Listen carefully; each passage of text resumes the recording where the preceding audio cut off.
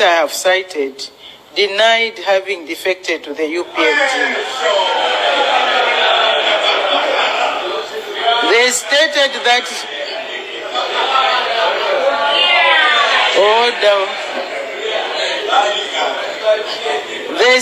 they stated that they merely expressed interest in joining the UPND.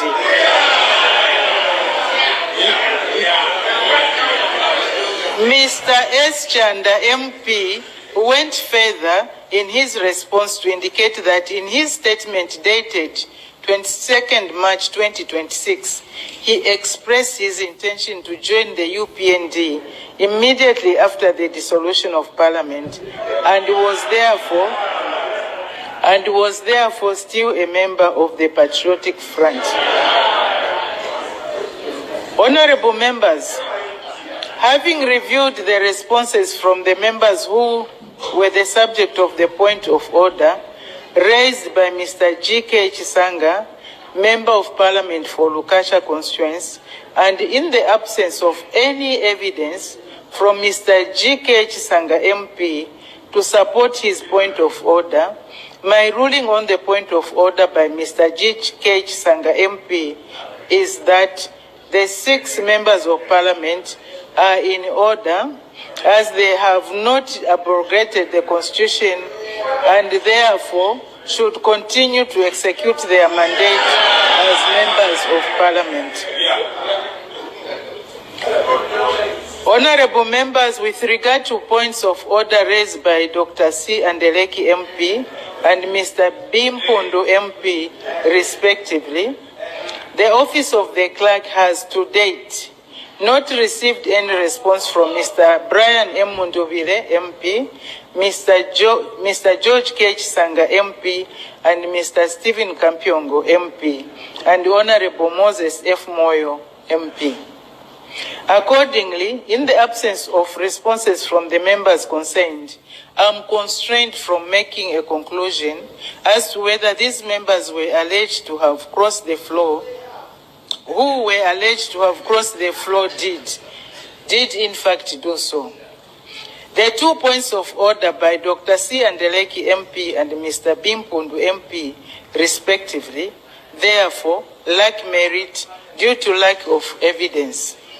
As such, Honorable Moses F. Moyo, MP, Mr. Brian M. Munduvile, MP, Mr. George K. Chisanga, MP, and Mr. Stephen Kampyongo, MP, are also in order to continue to discharge their functions in the House as members of Parliament.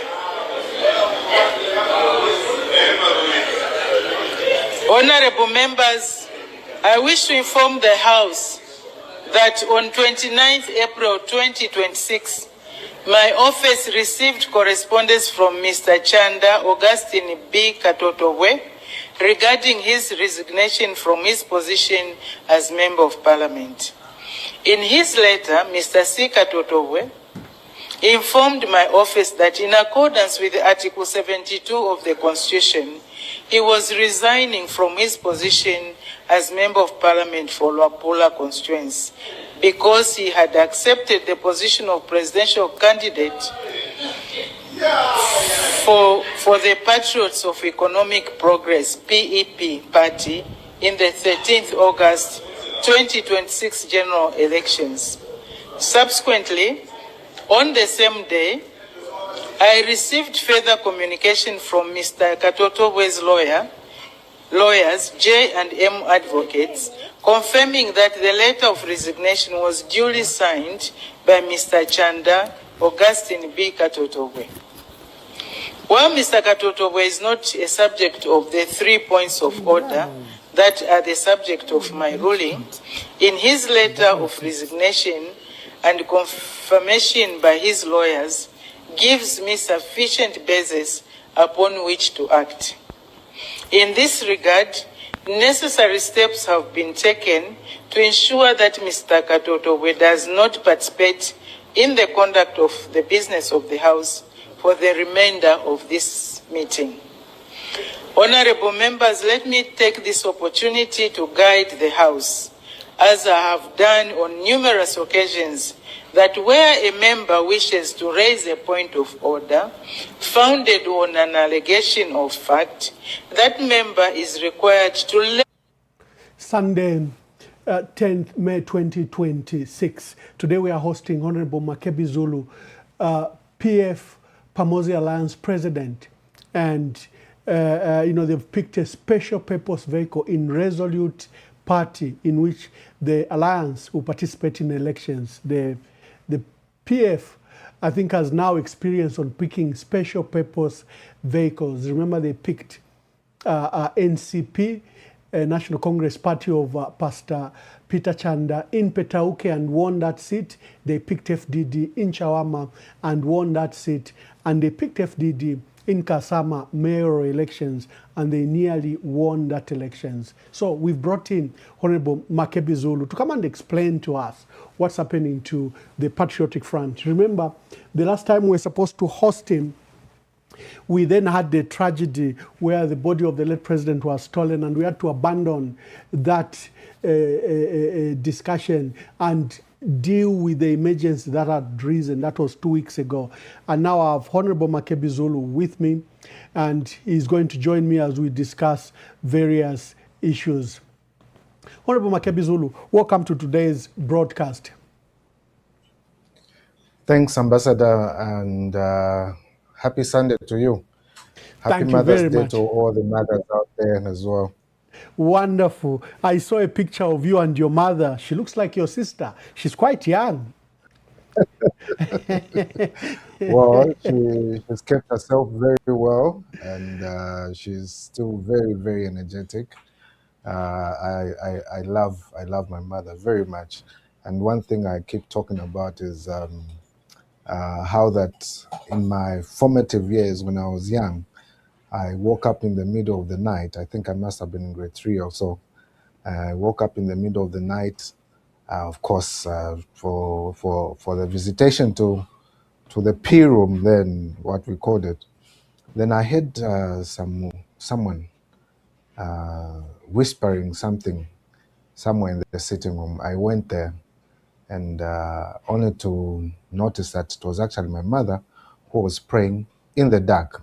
Well, there was no power then. We didn't have electricity in the house at that time. And when I paid attention, she was there. I heard her praying for me.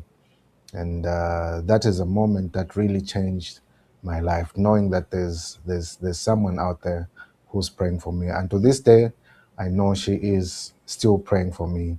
And I would like to wish her a happy Mother's Day on this, your program, Ambassador. Thank you so much. Wonderful. No, indeed. Happy auspicious Mother's Day to all our mothers, all our sisters, all our wives, whoever, is a woman, whoever.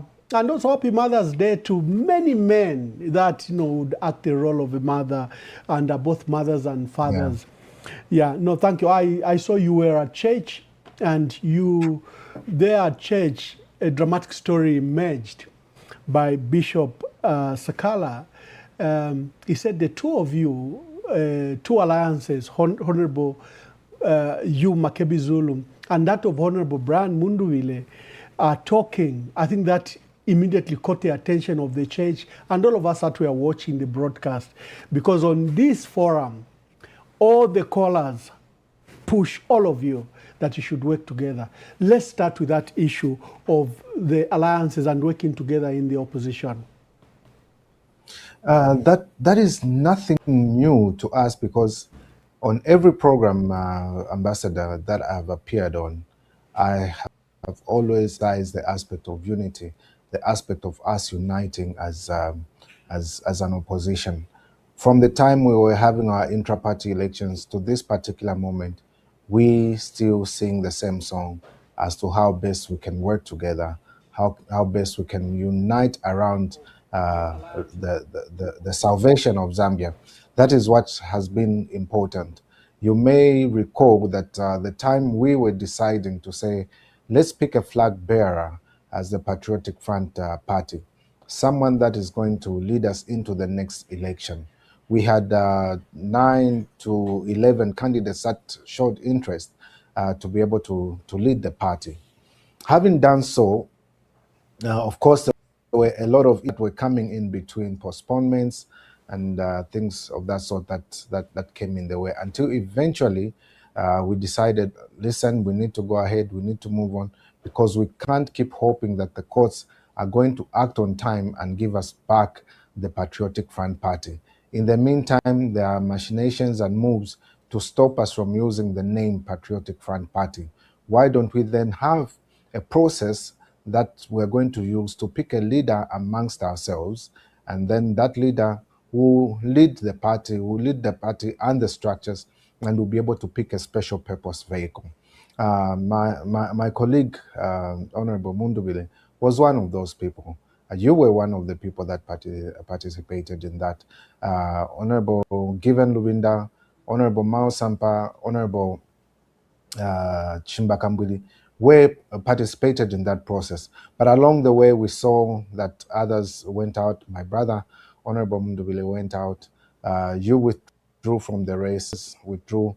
A lean number remained, and we said we are going to move. And as President Lubinda had put it, we agreed that, listen, let us pick a leader from amongst ourselves using a process that will carry the structures along. If they give us the Patriotic Front Party, we will go and we will run on the Patriotic Front Party ticket. If not, we're going to use a special purpose vehicle.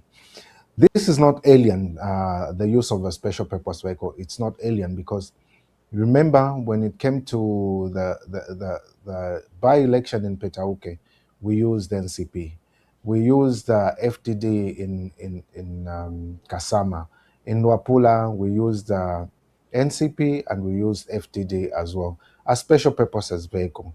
But never at any of this point did we say that we no longer cease to exist as this grouping that called itself the Patriotic Front Party. And obviously, we knew that we were all going to act in a noble way. We're all going to act with integrity. We're all going to have a sense of morality as we're going through this process. Eventually, the process ended, and I was elected to lead this grouping, and we were to work towards participating in these elections to come. And I have not come to be able to address the media, to address the nation, to address the concerns or the happenings around the party as yet. And I have this opportunity to do so now, thanks to you. But what may have been underlying this, the public and everybody wish to know, is that it was not a desire to project it as the vanquished and someone who has won, because we understood it, or well, should I say, I understood it as a process where we mutually came together to pick someone who was going to lead all of us. Now, in every contestation of some sort, there are heartbreaks, there are disappointments, and there can only be one winner. But how this particular winner takes that role is also very important. So it's been a period of engagement, trying to talk to build unity within the party and also build unity with those that are outside the party. You've seen me having engagements with those in the party. You've seen me having engagements with those outside the party, the likes of Buhari Kalaba, the likes of my older brother KBF. You have seen all those engagements. And this engagement with my brother, Brian Mundubile, is nothing new, but something that is working towards us coming together and having a united force to be able to emancipate Zambia from the doldrums that it has been subjected to, from what President Hakainde Hichilema has made of this country. There are a lot of things that are of concern, but these things have to be approached with a united front. The people of Zambia have called on Zambians, on the opposition to unite. The church has called on the opposition to unite. The civil society, the chiefs have called us to unite. They've sat us down, they've spoken to us. And we said, we can't be so stiff-necked in the idea of not coming together. We have to look at what the common purpose is, and that is the emancipation of Zambia. And we've made it abundantly clear. I have appeared on many a fora, and I have stated that it is important that we build a united force. It is not about who takes up the top position or the second position or any other position for that matter. It is about what is going to be the winning formula towards emancipating Zambia. And in all the discussions that we've had with my colleagues, I have made it abundantly clear that I do not have to be at the top of it, or they do not have to be at the top of it. Look at what is going to gain us more votes, what is going to gain us to be a force that has to that has to go into this election and compel, or at least be inspiration enough for people to come through and vote. So we have been having discussions, and at this point, I can confirm that we have opened up discussions with my brother Brian Mundubile. We are yet to conclude. We are still engaging. As late as today, I did reach out to my brother to see if we can further our discussions, or at least have an appointment where we are going to sit down and see how best we can respond to the call by the Zambians. We have met a couple of times in the last so, and we will continue engaging as we go towards the nominations. And we are very hopeful that we will make something that will make every Zambian proud to see unity. And this is not just with Honorable Brian Mundubile. We're talking to everyone that is in the opposition. And this, I'll repeat this clarion call. Let's all come together. And let's put our personal ambitions aside and look at what is in the greater interest of the country. That is leadership, and as it should be, and that is leadership as it is known. Yes, thank you. And you are right. You have not really addressed the nation since your election. And of course, there have been these intervening, very urgent matters that took away your attention.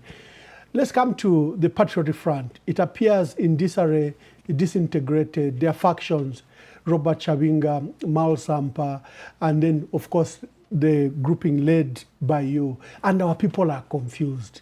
Where is the PF in this? Where is the PF that was founded by Michael Sata, led by Edgar Lungu, led by acting president Given Lubinda? Where is that PF? What would be your answer to that? And what are you doing in light of this apparent disintegration to put first the leaders together and the party together? So, we must differentiate between dealing with personal issues of personal character, and issues to do with the party, as it were. Everybody knows where the true Patriotic Front party is. At the time, there was that movement by our brother Mao Sampa when he held his convention of the 24th of October, 2023, and purported to change the names at Registrar of Societies. Everybody knew that that was a sham election. Everybody knew that Mao Sampa was not the president of the Patriotic Front Party. And they knew where the Patriotic Front Party was. Every one of us who was with President Edgar Chagwa Lungu, we looked at ourselves to be on the right side, and that is where the Patriotic Front Party is. And that is the Patriotic Front Party that has been winning all these elections that we've been having using special purpose vehicles.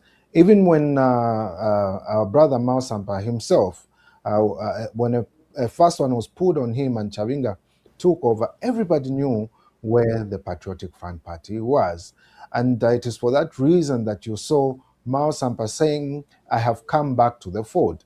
He knew that he had gone wrong, and at that press briefing, he made it known to the world that this is where the Patriotic Front Party, where Edgar Chagwa Lungu was, is where the Patriotic Front Party was. And that is the true Patriotic Front Party as it is. And today, we know that the true Patriotic Front Party is being led by Makebi Zulu, because We know that all the structures that we had under the PF,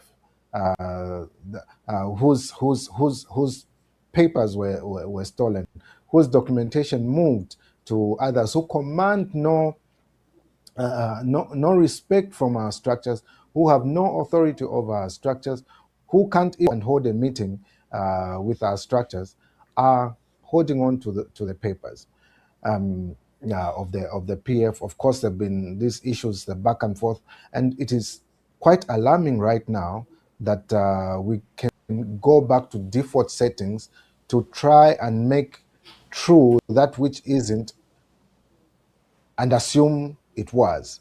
It shouldn't be like that. Morality will not allow you to do that. It is wrong. Every Zambian knows it is wrong. We can't pursue power in a corrupt manner and want people to believe that blue is green when it actually isn't. We have to be truthful, we have to be forthright and say, listen, we were wrong at some point, we did everything wrong, and now we have to get forward. This personal interest of trying to factionalize the PF is only weighing down on character of individuals. We are where we are because of character flaws and not anything to do with principle. If we had principled leadership, as it were, in the conduct or in our behavior, we wouldn't even be having what we are seeing today. We wouldn't even be saying there are factions. If we are going to be forthright and call a spade for what it is, we know that we have detractors and then we have the real PF. And that real PF is now being led by myself, and we have picked the Resolute Party as our special purpose vehicle that we intend to use in this coming election. That is where the true PF is. I saw assertions by especially online media that alleged that you had defected from the Patriotic Front and you had gone to the Resolute Party. Just explain that particular part, especially to your members who appeared confused when I think those reports were made. You see, what we had agreed, we had a central committee meeting where we had agreed that we are going to move in this manner for purposes of the election. And that is why every Zambian now is able to say, what vehicle are you using? The reason it's being called a vehicle is because everybody has gotten to understand that there are circumstances that do not allow us to use the Patriotic Front Party. But we need to go with a party for purposes of cohesion, for purposes of fostering unity. We need to be held together by some glue of some sort. And that glue that we have chosen to go by is the Resolute Party. This has been a process that has undergone confirmation by the Central Committee meeting.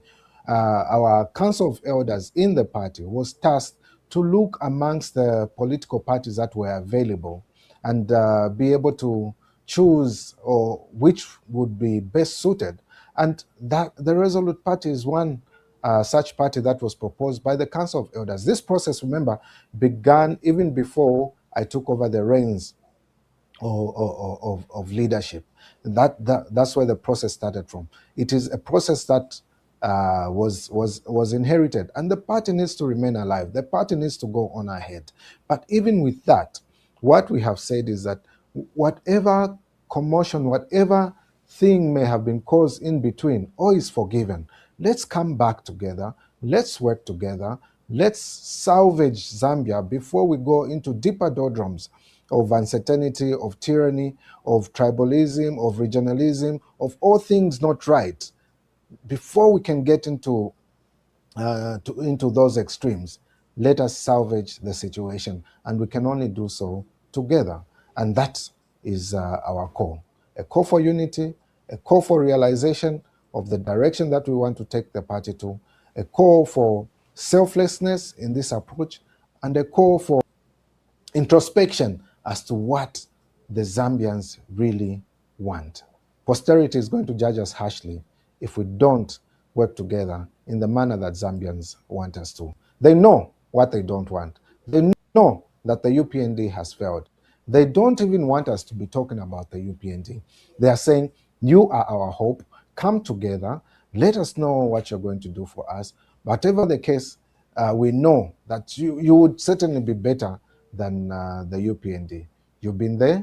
You've been tested. You had your errors. We hope you've worked on your errors, and we are willing to trust you again with the reins of power. But only come together, and you will help us make a decision to choose you. That is what every Zambian is saying. This brings me to this question. Clearly, there is utter rejection of the UPND. But Zambians are losing hope that even this late hour, the opposition have not come together. The leadership still pursuing both party and personal ambitions. Here we have over 27 candidates that have paid, and I've only seen one withdrawal. This doesn't seem to give hope to Zambians who hoped that you'd come together. And brings me to these questions. You have stated that you've had talks from John Sangwa to Honorable Harry Kalava to KBF, maybe to Socialist Party. I don't know if you have spoken. And now you are engaging with Brian Munduwile. What has been difficult to come together? See, I must say that no door is closed. The conversations are still going on in the background. We are talking to everyone, and everyone is talking to everyone for purposes of coming together. This approach is not that should be made light of. It should not be made light of because we know the machinations that are going on the part of the UPND. The desire to ensure that they choose who the opposition is going to be. You've seen how that they've interfered with the Office of the Registrar of Societies. That is there for everyone to see. And we know that the targeting of political parties, this desire to send in the opposition is very high. Look at what is happening to Kasonde Mwenda. Kasonde Mwenda is taken in merely for saying that the president may have lost his way in Chinsali. Now that becomes a case. That becomes a case where someone is being put in custody for so long a time without charge, and the opposition is there. Now, that same comment that was made by Kasonde Mwenda, if it had been made by, say, any other person, would that person have been taken in? I think not. I think this is a clampdown on the opposition.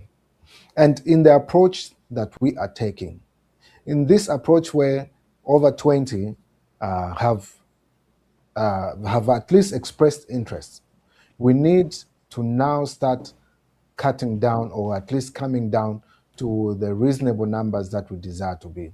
Because we know that even amongst these that have expressed interest, there are those that are projects of the ruling party. We know that there are those that, I call them projects because they sympathize with the cause of the ruling party. It's not a desire at all to change government or indeed to come and save the Zambian people better. The real opposition is known. The numbers are very lean, and I'm very certain that eventually these lean numbers will manifest, because these processes that we're going through are going to vet out, and obviously I foresee a place where there may be resolution as to how we're going to approach. But we can't necessarily approach this election blindly. We need to be tactical in the manner we're going to approach it. We need to be resolute, as we are a resolute party, resolute in the manner that we are going to approach this election, to be able to tell the Zambian people, or at least where we can't tell them, we should be able to be strategic in our approach. How are we going to ensure that ECZ is not going to bring extra rules apart from those that are brought in by the Constitution. Because we've seen this insatiable desire where rules that are alien to the Constitution are being introduced using subsidiary legislation. If the Constitution is going to give us, or as it has done, what are the qualifications for a person standing as a presidential candidate? You can't, by subsidiary legislation, add more or subtract from what the Constitution has said. It has to be in line with what the Constitution has said. But we have seen moves by the government using the ECZ, trying to introduce new requirements for purposes of qualification for nominations or indeed participation in the election. These are things that we should frown upon as Zambians. These are things that we should speak loudly against. If we can't go to court and challenge this because we think the courts are compromised, let us speak loudly when we go to the ballot and vote. Let us speak loudly. And we must, this government must know that the Zambians are resolved that they should go. Whether they're going to take KBF out, whether they're going to take my brother Harry Kalaba out, whether they're going to take Mundubile out or myself out, we should be able to say we are going to rally behind a particular candidate for purposes of emancipation of Zambia, because we can't be living in such an environment where success is punished, where promotions or the civil service is at its worst in terms of cohesion in the civil service. Everyone is disgruntled, everyone is complaining, but we're being told of graphs and numbers that don't really translate into better human life, better living standards for our people. We have to get back to the drawing board. What is going to be good for the Zambian who is at home? That Zambian who's taking children to school, that Zambian who has to put food on the table. Have they eaten? That Zambian who is running a barber shop, have they only been given power because we're going towards an election? That Zambian who says they want to benefit through the processes of government in terms of supply to the government, are those going to continue being given to a preferred few? Are we going to have business for a select few, those that are related or indeed connected to those that are in government? Are we going to disqualify Zambians merely because they are seen to affiliate to a particular opposition, or belong to a particular region? Are we going to have to continue with that? All those are things that we have to take into consideration and emancipate Zambia before we degenerate into something worse. Everybody knows that we can't have another 5 years with the UPND. It is for that reason that all those selfish ambitions that we may have, we must be able to subject them to a scale of what weighs more, the interests of the country, indeed the interests of individuals. It is for that reason that, having put all these on the table, we said, let us talk, let us weigh our interests and see to it that the interest of every Zambian is put first. We will transition to issues affecting the country, and we'll start with the matter of is it possible for Zambia to hold democratic, credible, transparent, free and fair elections in light of what has happened with Bill 7? And now we have the electoral process bill that has just passed second reading, and I'm told it's supposed to pass today as law. We have appointments that are being made and ratified. We have 77 bills that have to go through in the next few days, and they are dramatically changing the state of our country. Then the threats which we've heard from ECZ, that they want certain guidelines around the registrar of societies for candidates that will participate in elections. Let's come back to that, and I'll invite questions for you to answer.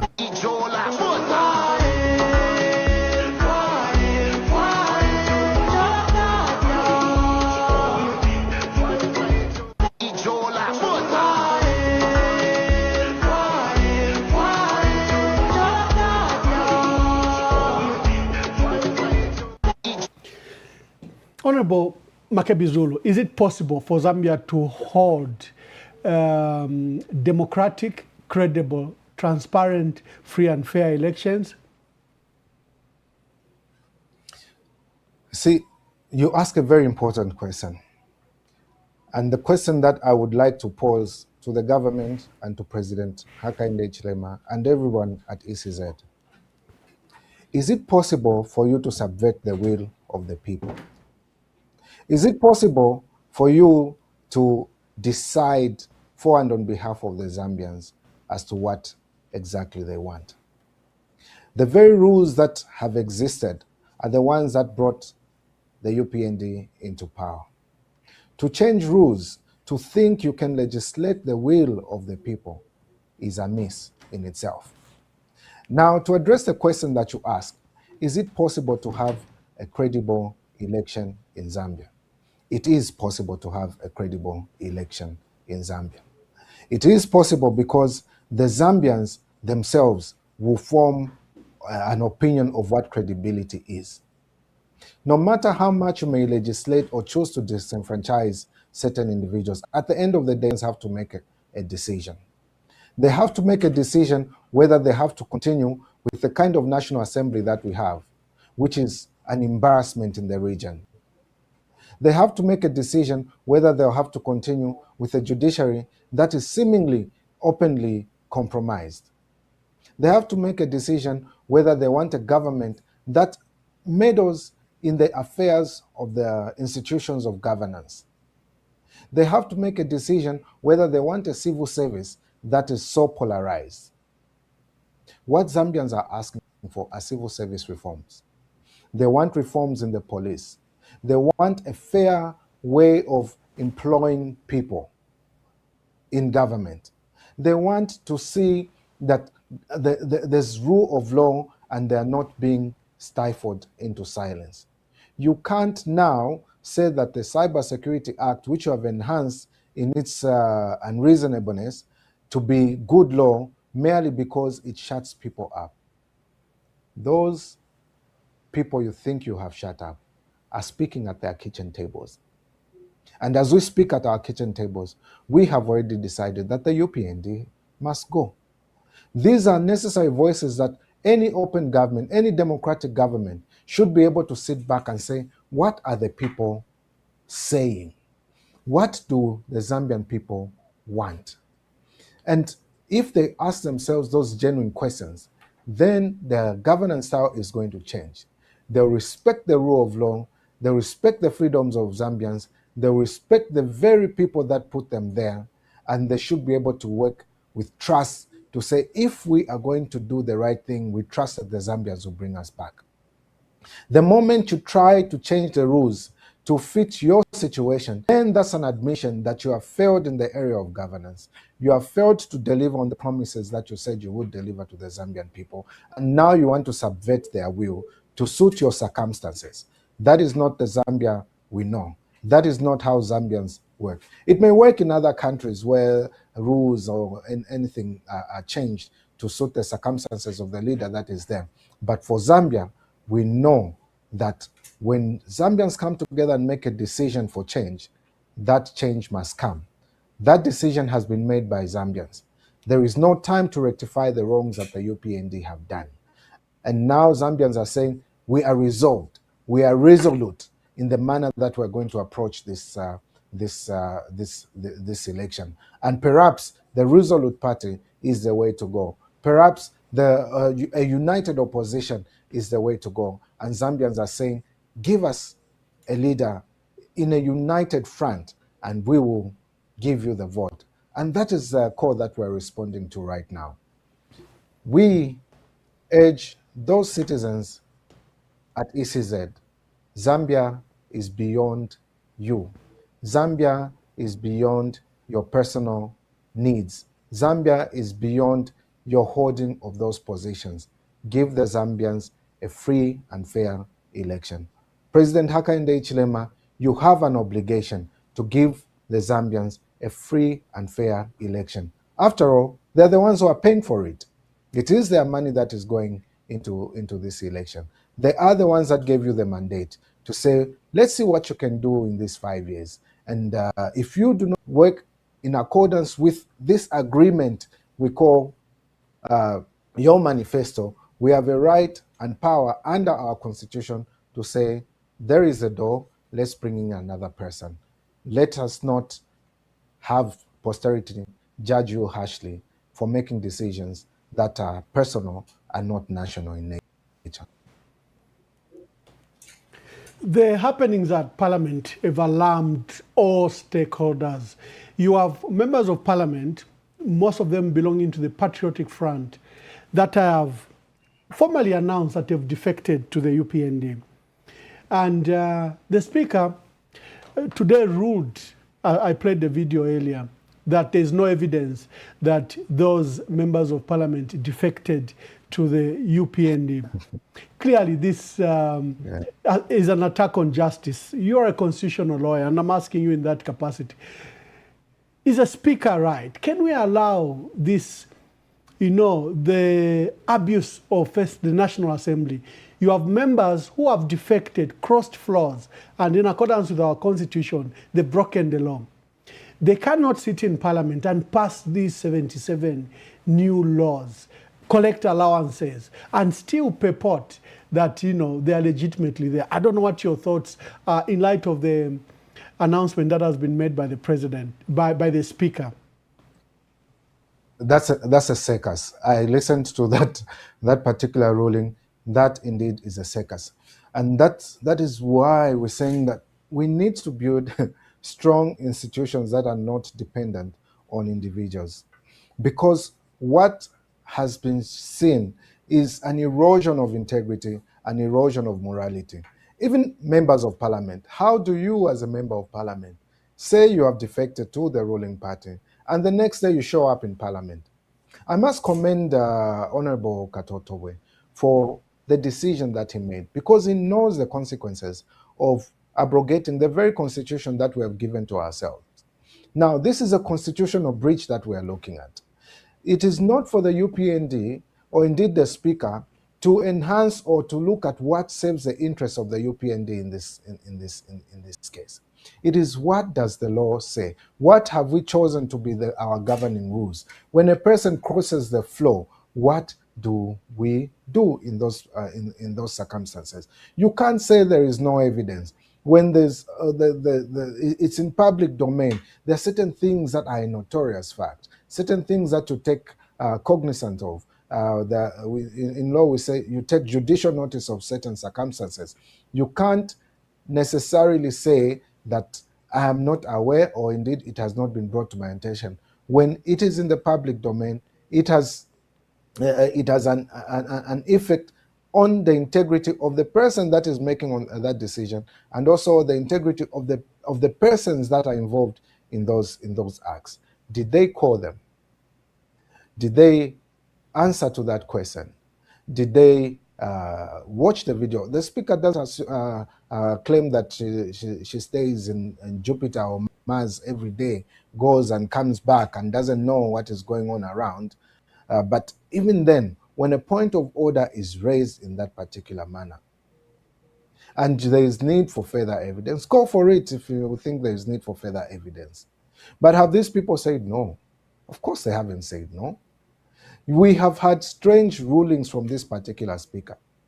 And all rulings that have been strange in this nature are those that are skewed towards supporting the ruling party. That's what it's been. You saw how that this very speaker was dancing against the decorum of the House when Bill 7 was passed. Is that what you expect of a speaker? Is that what you expect a speaker to be doing? Where a question is asked to the executive and the executive doesn't answer, it's the speaker who's answering that question? Is that the kind of parliament you want for yet another 5 years? The kind of parliament that changes rules to be able to remove a member of parliament who has been elected by the people? How are you going to have such rules? You dream up of rules where absenteeism now calls for removal from the House when the punishment is only 30 days without pay?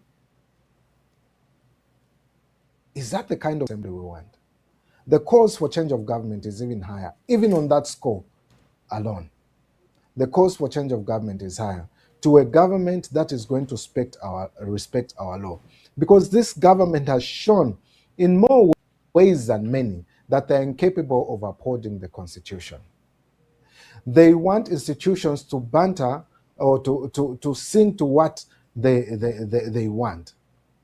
They want the law to serve their purpose. Oh, because I'm keeping cows, I'll make the idea of stock theft non-bailable. Because you're personally affected by that. It shouldn't be like that. It should be what is in the interest of the Zambian people. What is in what is in accordance with the law. That's the kind of responsible government that we require. And this government has failed that test. This National Assembly has failed that test. The judiciary has failed that test. The executive has failed that test. We need overhaul. You have the office of the ombudsman, now referred to as a public protector, which is redundant. We need a government that is going to make function of the office of the public protector, so that the public knows where to run to when things of this sort are happening.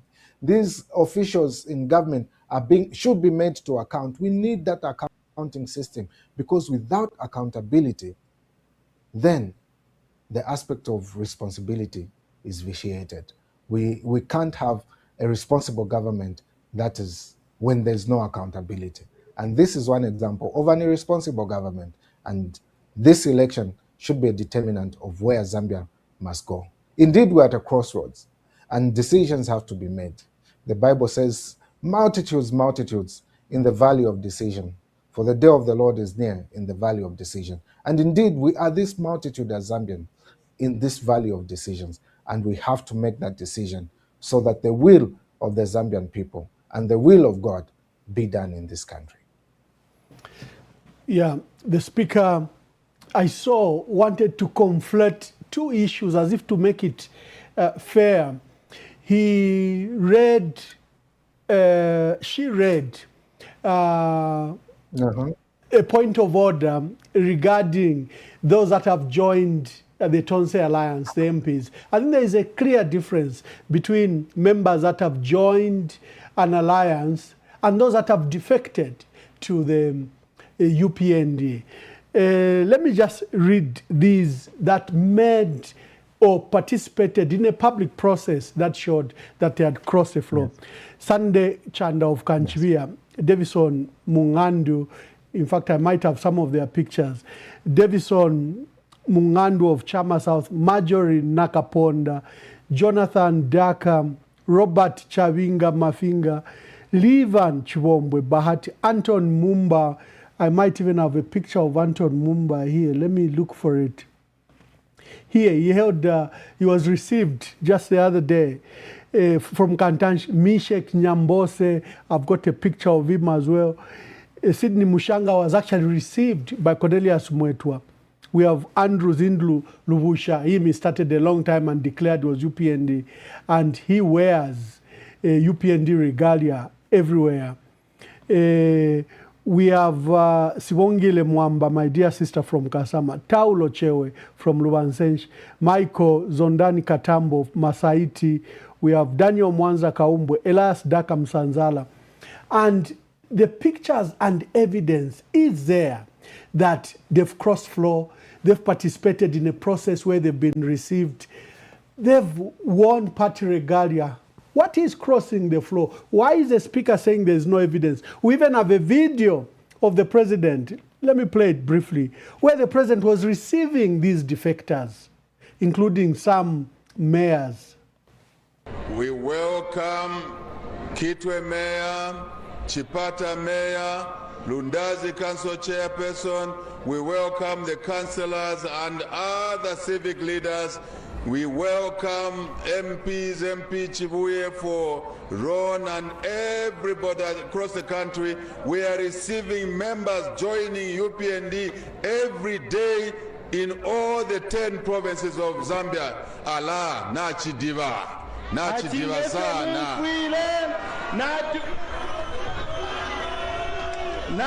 Honorable Makebi Zulu, the speaker says she doesn't have evidence, and that researcher says there is no evidence, and the MP is denied. In that speech, the president has even named people, including the Ron member of parliament who has joined the UPND.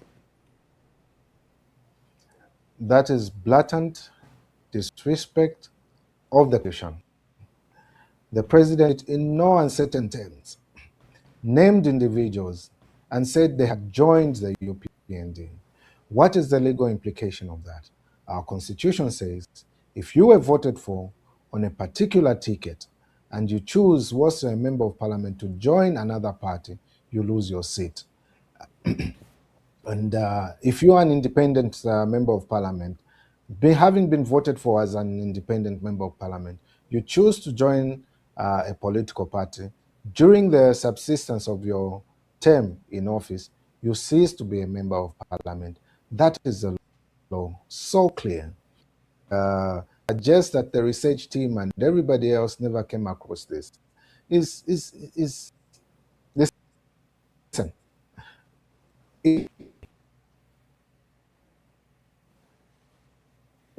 or in only 3 days left. Why not say they've lost their seats? There will not be any buy-in. But because there's this insatiable appetite to show that there was participation, who, if UPND, in coming up with these laws that they are churning out every day as if you possibly understand to say, okay, just let them go. But there's this appetite to churn out these laws in a very fast way, without deep reflection and consideration and participation of stakeholders. They want to pass these laws. That is the only explanation you can give to this. Otherwise, this speaker went amiss. Whatever that ruling was, it's not even worth the paper that it's written on. It has no legal reasoning to it whatsoever. You can't even waste time to try and go and challenge it, because time is gone now. But perhaps for posterity, it is important that such matters should be taken up, and hope that the judiciary will for once do what is right, will for once consider what the rule of law is and the importance thereof to this country. We hope that we can have a system that will be changed. We need an overhaul. We need a serious cleanup for purposes of putting our country back on the right track. And it will take a lot. It will take every Zambian to wake up that day to go and vote. And it will take every Zambian to be resolved in the approach that they are going to take. As we are resolved as Resolute Party, to say we are resolute that Zambia needs a new course. Zambia needs a new direction. Zambia needs new leadership that will put the people first, that will put the interests of the Zambians first, that will look to put more money in people's pockets and not in the individuals that are leading the government. We have to be resolved in that regard, not the circus that we were witnessing at the National Assembly. There's a matter of concern. The ECZ announcement, when they produced a calendar for all of you that have paid, when you should present the 1,000 supporters, they put a notice and a note that alarmed the country that the adoption certificates must be signed by both the President and Secretary General of the sponsoring political party, as reflected in the records of the Registrar of Societies. Why did the country worry? Because we've been aware that the Registrar of Societies has been hijacked, and certain things, for example, the PF have been affected, where people that didn't go through any legal or due process are sitting as office bearers on the register. We understand, for example, the FDD, they've refused to update the records after the FDD held its convention. We've seen Savoye Imboela affected, where strangers have come and have held the general conference, and the records have been updated against our records. We've seen our brother Sebastian Copeland, where a faction holds a conference and they displace him from the records. We've seen UNIP Trevor Mwamba, a faction again inside the party, amend the records at Registrar of Societies. Aren't you worried? And I personally am concerned that maybe you, the opposition, are not doing enough to counter what both the state and in particular is happening at Registrar of Society and the ECZ. Are we going to allow candidates just to be disenfranchised like that? I don't know what your thoughts are. This is as a collective as the opposition should be. This problem began the moment we allowed the Kwacha and Kabushi constituency by-election to go in the manner that they went, where ECZ becomes a law unto themselves, introduces new rules and regulations as to how the election should be conducted, who qualifies to be a candidate, away from what the law provides. That is what they were meant to do. That decision was challenged. What happened? We were disadvantaged by the courts. We were disadvantaged by the courts. The courts participated in an illegality in that they knew that this matter should be taken care of in a particular space of time, but even went to an extent of giving a stay that made it go beyond the specified period and made sure that the matter lapsed before a proper decision could be made in that regard. That was the beginning of ECZ being a nuisance in this process. They have moved from being an umpire, an independent umpire, to being the active participants in a game that has played between teams. They have come up with issues that are only targeted at the opposition. There is nothing that the ECZ has stated in terms of regulations outside the law that they may have felt affected the ruling party. Everything is targeted at the opposition. In this particular regard, you notice how that they did all those things and they realized, and this is confirmation that they knew that they were doing something that's unlawful. Now they are seeking to amend the law to say certificates must be signed by the Secretary General of the party or the President of the party. That is the law that is before Parliament. Now they've come up with a new regulation to say that the adoption certificate, where the candidate is not a president of the party, the President of the party and the Secretary General must sign. Where are they getting that from? You've already told us that either one of them can sign, and you are putting that into law. Is that a submission that they are making to the National Assembly? No, it is not a submission they are making to the National Assembly. They've already broadcasted to the people. Even that issue that is in the National Assembly, they talked of it when we had a stakeholders meeting, passing a bill as though it is already law, telling people what should happen over a matter that was just a bill. Now the process has begun. And this process that has begun, we have a situation where we need to have over 1,800 councillors in different places. Should the ECZ, the Electoral Commission of Zambia, be the one to regulate the internal affairs of a political party? Should an adoption certificate in Kaputa for a ward councillor be signed by a Secretary General of a party? Do you want a Secretary General of a party to sit down now and sign over 2,000 adoption certificates for all the candidates around the country? That includes the councillors who are way above 1,800. You have council chairpersons, you have members of parliament, as well as the president. You need your Secretary General to sit and sign all those. Now, you wonder what has given ECZ this authority to intermeddle in the affairs of a political party. You want the registrar of societies to determine what should go in the constitutions of political parties and how they regulate themselves. And you want the registrar of society to carry out that which the executive wants. If they refuse to, you put them on leave. The registrar of society, The whole office has not been in office all these years, from 2023 at least, has not been in office.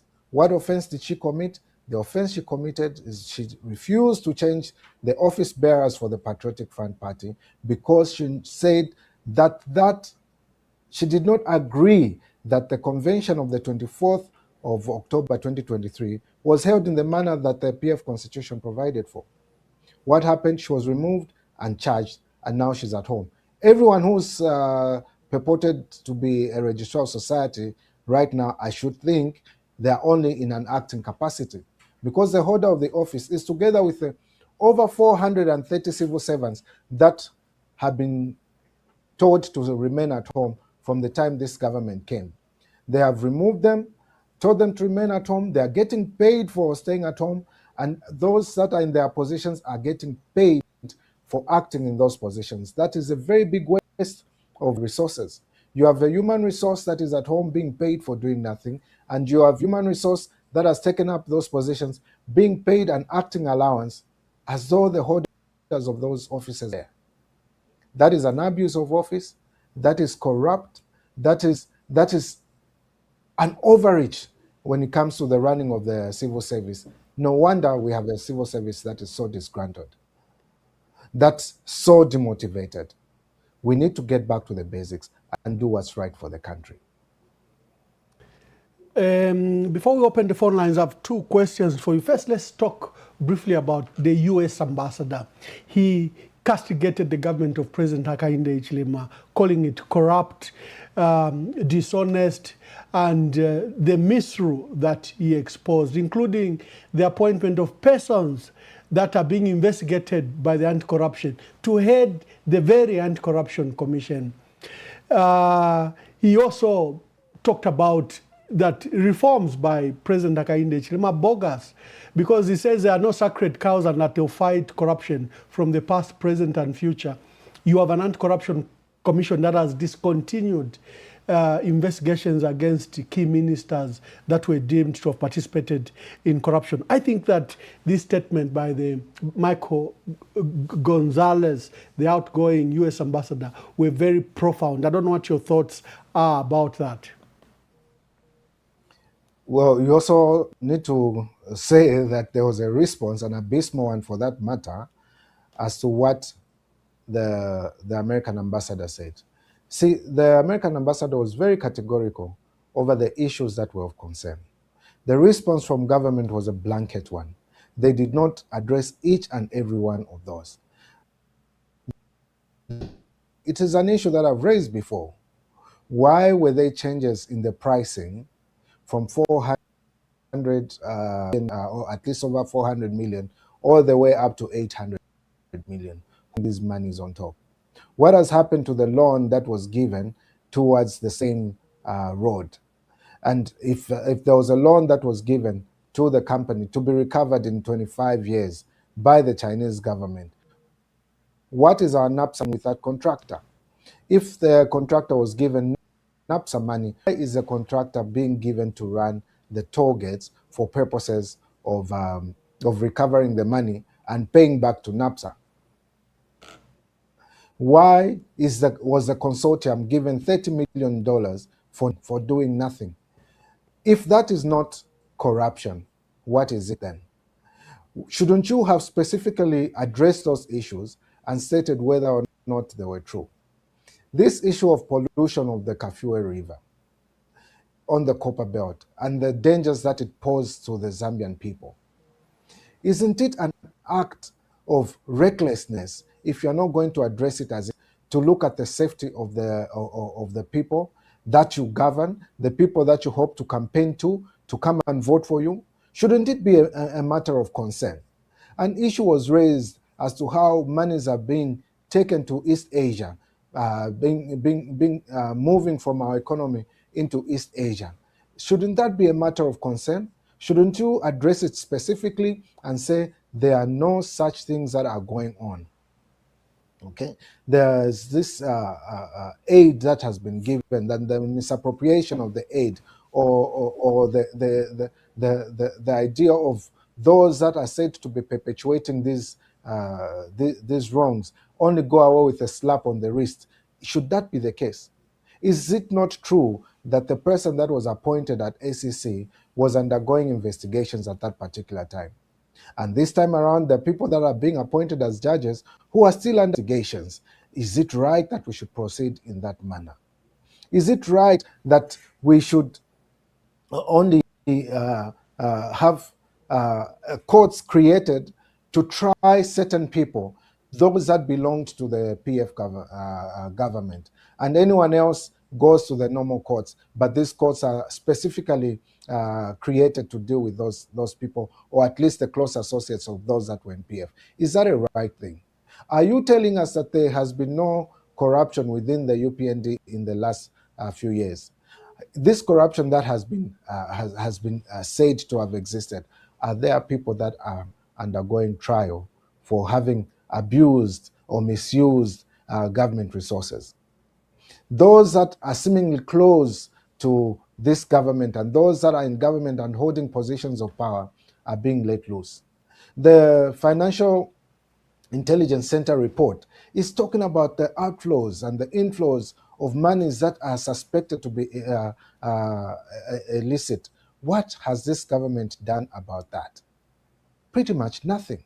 So all those things that were raised by the ambassador of the United States of America were not speculative in nature. And he is on record of having said, listen, we have brought this to the attention of the government. We have asked to engage. And what has been said, noted, later, some other time, all those things have been said and made known to the public, because the allegiance of every one of us should be to the Zambian people and not to the leadership in power. The American people are helping the Zambian people, not the leaders of political parties who are in government. That is not the lamentation. How that he cried that this aid in terms of medication that was coming into Zambia, or indeed support towards the health sector, was misappropriated more times than many. And it is the poor Zambian that has to suffer, that has to be told, go and buy medicine from a pharmacy. And when they go to a pharmacy, possibly they'll find that the medication that they have been told to buy says not for sale, donated by USAID. Is that what we will continue to subject our people to? Should we have, in this time and age, painkillers being bought from pharmacies and not being available in hospital? What has happened to the Cancer Diseases Hospital? Where are the reagents for our laboratories? Should people continue going to Tanzania now? Shouldn't we have been saying, okay, we have one at UTH, a Cancer Diseases Hospital. Let's build one in Livingston. Let's build one in Mongo. Let's build one in Kasama. Let's build one in Chipata, so that our people are able to access these facilities nearby. But we let it run down. We say there is no money, and the next thing we're saying, we paid China by mistake from ZESCO. We paid $80 million by mistake. Who makes such a mistake? Who makes such a mistake in an economy such as ours? When $80 million moves, you feel it. Is that the sort of government that we want to continue in power? Where even cooperating partners are worried. If what has been brought by others is not respected, other countries have helped us, what is not respected and accounted for properly, what about the taxpayers' money? What about our own money that is being collected from these toll gates and in the markets? What is it being used? It is no wonder the cost of living is only going higher, because there's no proper use of the resources that we have. More of those that come in and are willing to give feedbacks than those that want to come in and do business that will benefit the Zambians. Let the resources benefit the Zambians. Let there be fair investment where Zambians are the ultimate beneficiaries and not those in power purporting to give opportunities to foreign entities only to line up their pockets. That should not be the case, and that should be frowned upon. And that's why we are resolved that as Resolute Party, we will make changes to how government is run, and we'll show the UPND, or at least take them to class, as how to govern Zambia and ensure that the cost of living is reduced and the resources work for the Zambian people. My dear brother, Professor Rubinda Habazoka, and congratulations to him, is now a professor, says the opposition underestimating President Hakainde Hichilema, and that we are casual, the opposition is casual in challenging President Hakainde Hichilema. I'll put a rider to that. If you look at the scale required to beat the president, first you have to protect the vote. We have now 16,400 polling stations. We have 226 constituencies, the one that are vote-based. We have, of course, 10 provinces to cover, and the logistical and financial, technical resources required to marshal such as an election immediately come to the fore. In fact, the issue of the opposition coming together and uniting also benefits, because then you can pool your resources, both human, financial, and technical, to protect the vote. Are we ready as the opposition? Are you ready as the opposition to participate in this election? To start with, what my brother, Honorable Rubinda Habazoka, I wouldn't take it as an analysis that is independent. And he knows why I'm saying this. He knows what his leaning is right now. I will not discuss this. But the system of our elections is dependent on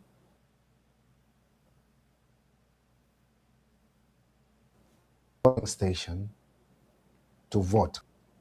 The protection of that vote is at polling station level. What Zambians are going to do in that polling station should be the one that is reflected at all centers where the votes are being totaled. It is for that reason that we're seeing strange amendments to our law where they're saying once you vote, leave the polling station. What's the fear? What are you afraid of? Shouldn't I have the right to go by the patient and ensure that my vote is elected? To ensure my will as a Zambian is the one that is going to supersede every other will, or at least the will of the governors.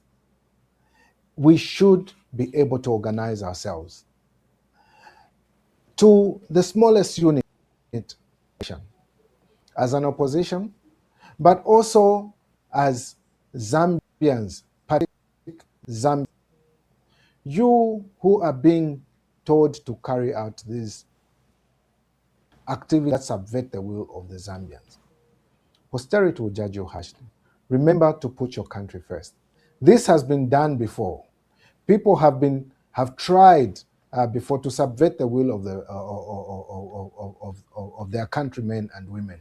But those that were entrusted to carry out this process stood firm and said, we will not do what is wrong, we will serve the best interests of the country. I'm calling on all those that will be managing these elections, returning officers, polling agents, everyone that is concerned with an election, the ECZ, Madam Zalomis, to serve the interest of Zambians. Because if you take away this will or this right of the people to choose through the vote,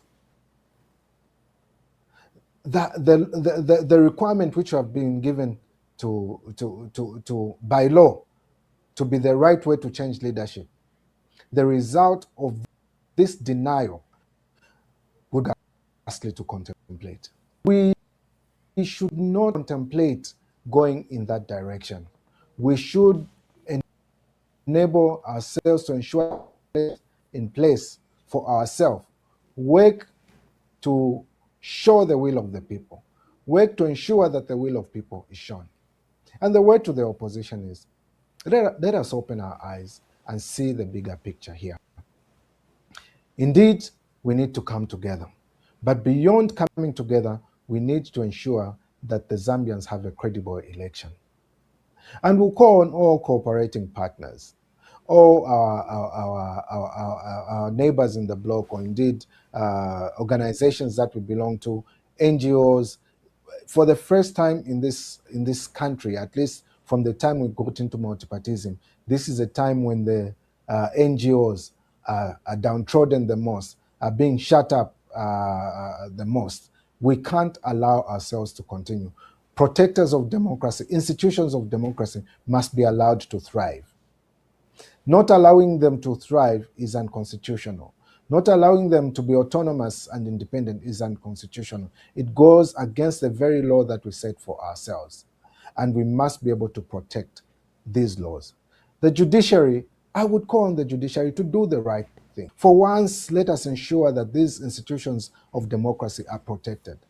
It would not be a responsibility for opposition to ensure that we have a free and fair elections. It is your responsibility that when a matter is brought before you, you expeditiously deal with it and show the Zambians the course that it should take.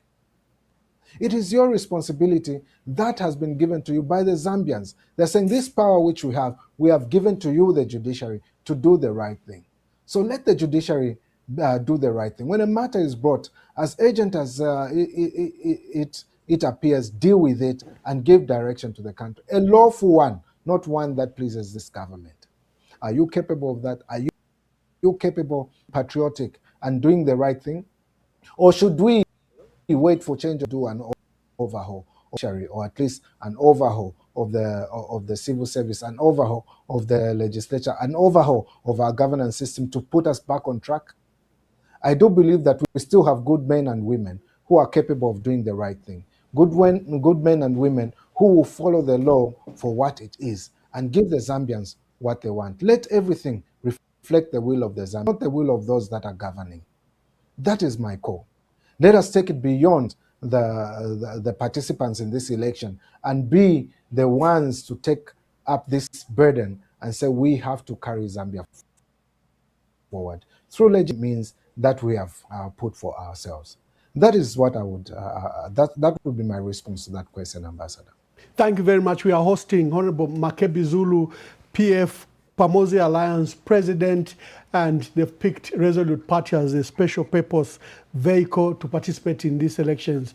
After the break, we take your phone calls.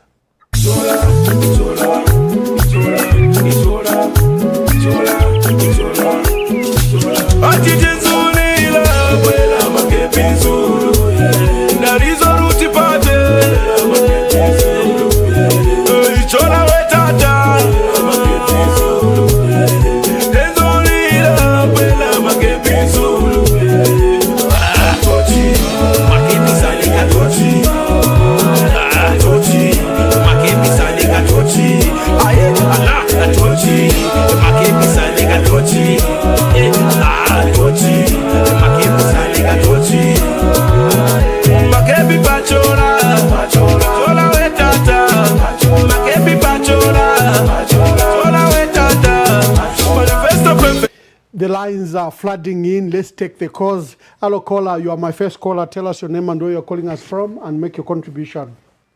Thank you, Ambassador Mwamba. I'm Sinyango Dani. I am so glad that you have our President Makebi Zulu.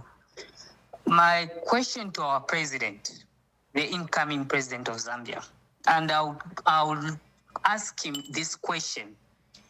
President Makebi Zulu, even in the Bible, the kingdom, if you read Matthew chapter 22, verse 2-3, we're looking at the kingdom of heaven is like a king who prepared the wedding bouquet for his son.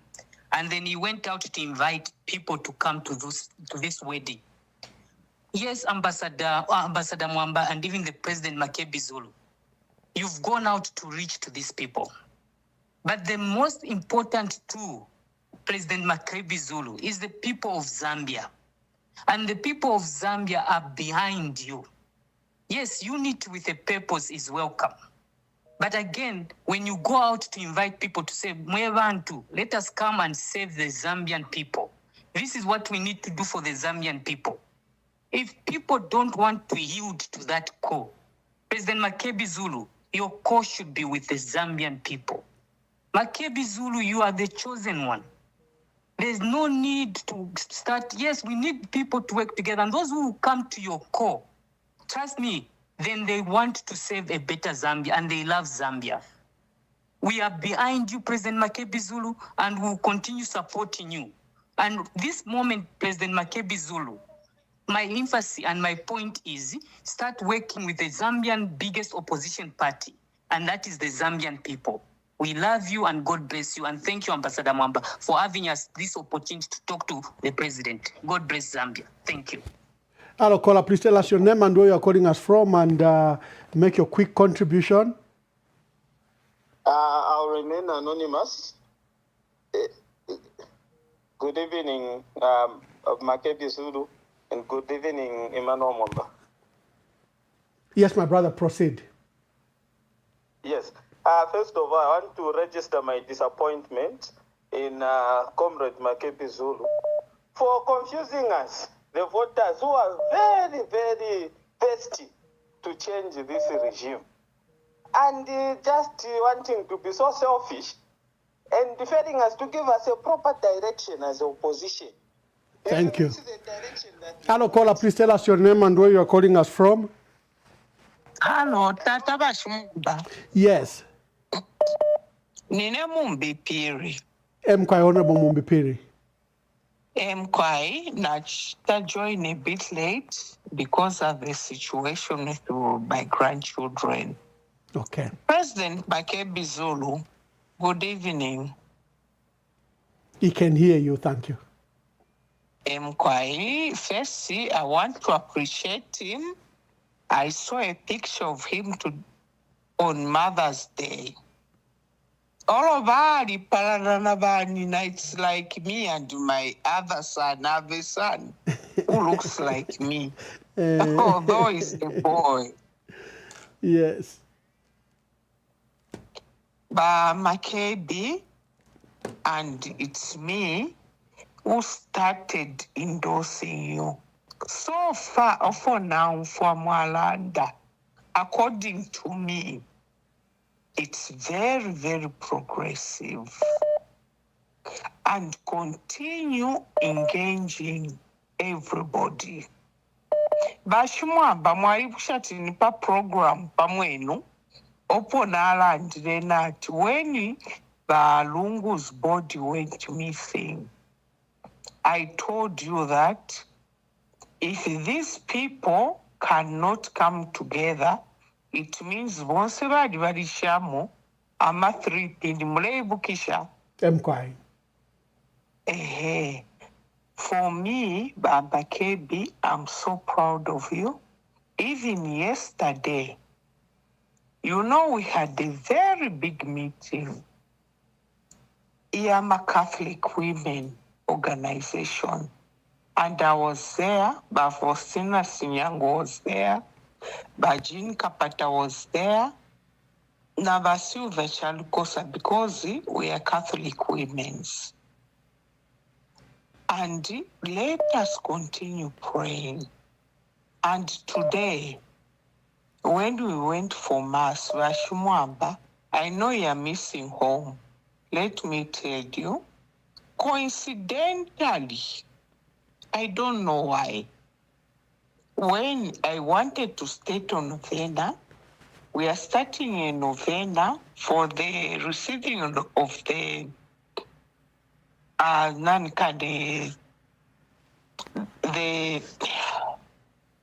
the Holy Cross. And we are starting it on the 14th to Katampa novena. And when you look at the period, Idokukabama registration of MPs, AMA presidents and everything, it's within that period. Bashumwamba, mubebe wa Makebi patushire bonfwa. Let God speak to him and let him listen to what people are saying. Me, I'm his mother. And I'm the first one who endorsed him as a president.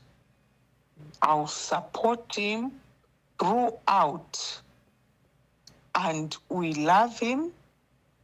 And we love all our other candidates. Let him also start loving them.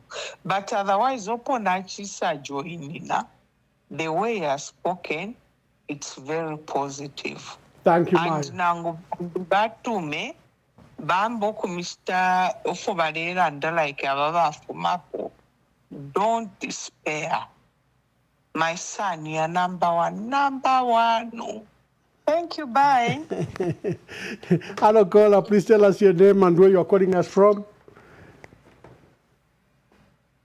Hello, caller. Ambassador wa Munkonge. Bamunkonge, Bepshenwa president. Walishani mkwai wakateka wani wa Munkonge. Wafuma kuli Makebi Zulu, Diaspora Special Forces.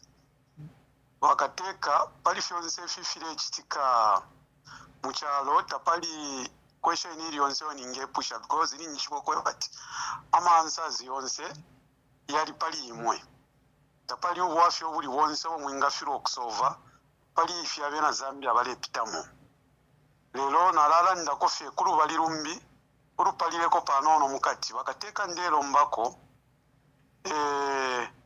apapene mubomberepo sana kuli ali ama constituency yesu ukoko aba ama members of parliament awaba chitama defection kuya kumbi abafiriro okubombera pamona PF Pamozi Alliance tumwamula ko abantu abaparana nguli bama bamumbi piri for any kufama direct election pako batumulishire nchende tukwate mwama inspiring candidates besu because bali abantu abachita defect background tabali bafwaya nomba tatukwete intungurushi yakutuimini nako pali apafumile balia ababutuka kuli ifwe balia baba bill 7 na muteba bill 7 abachita defect so kula ku area balebe pa abantu ufyukwe batio tuchiri nifwe wa PF Pamozi nomba wangu ngatwabika po omuntu le itungiriro okuiminina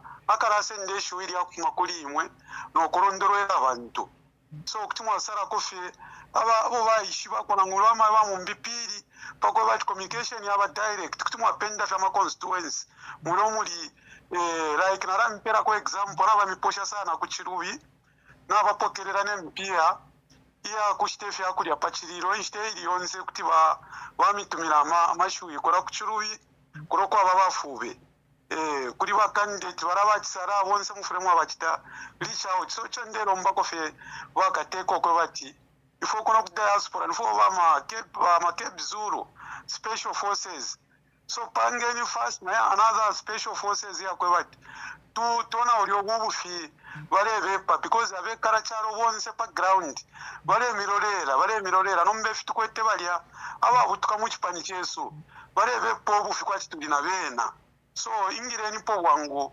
sana. Thank you. Thank you, Bamunkonge. There are so many calls. Thank you very much. Hello, caller. Please tell us your name and where you're calling us from. Good evening, Ambassador, and good evening, President Makebi. Good evening. This is Alex. Alex, make your contributions quickly.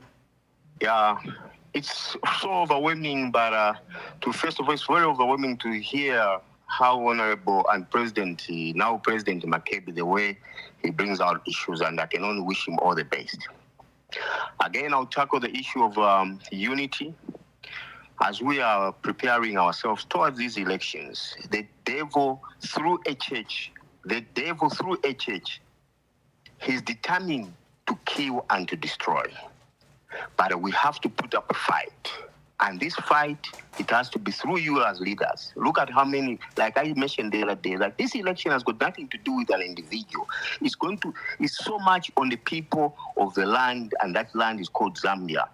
It's a prayerful nation, it's a Christian nation, and through you, maybe people don't know, President Makebi Zulu, you're a son of a bishop, you're a son of a pastor, and you are a child of God. And God has chosen you to deliver us. Please, we give you all the support through prayers This is all what I can say. Thank you. Thank you very much. Thank you very much. There are so many calls. Hello, caller. Please tell us your name and where you're calling us from and make your contribution. Good evening, Ambassador. Good evening. This is Dr. K. Dr. K, calling make you your from- contribution. Thank you so much, Ambassador, and thank you so much for bringing our president today. I was very excited to worship with him here in Lusaka this morning. Such an exceptional leader, such a humble person, and we are behind him. I just want to echo what Dance Nyangwe mentioned earlier. I think the call for opposition to unite has been very, very clear. And President Makebi Zulu has demonstrated, and opened up his arms to anyone, including those who left the PF, to rejoin, the PF Pamozi Alliance. And I want to recommend him for doing so. And what I want just to urge him is, with the leadership, of course, is to go flat out now to the grassroots and ensure that those people that are waiting for him to kickstart the campaign, which has not yet started, that the leadership should be able to be in touch with those people at the grassroots, starting with the provincial structures, the district structures, and the constituent structures. I think it's very, very important because already, because he came in a bit late, compared to Brian Mundubile, who started way back campaigning. People, the structures were somehow tempered, especially at the district level, where people, of course, were wood, to support Brian Mundubile, the Tonse Alliance. And there's this confusion where people think that Tonse Alliance is PF and PF is Tonse Alliance. So that should be cleared by the leadership, especially those at the provincial level and at the district and constituents levels. So I'm very, very excited, and I want to urge him that the opposition that he should be looking at are the Zambian people. That's the biggest opposition, and he should work with the Zambian people to ensure that the second independence comes. And we have confidence in him. The oil of anointing is upon him. He is the Joshua to take us into the promised land. Thank you so much, Ambassador, for this job that you're doing. Thank you. Hello, caller. Please tell us your name and where you're calling us from and give us your contribution. Good evening, Your Excellency. Good evening. Who's calling? My name is Hendrik Simtale, Your Excellency, calling from Lusaka. Hendrik Simtale, make your contribution. Thank you, Your Excellency.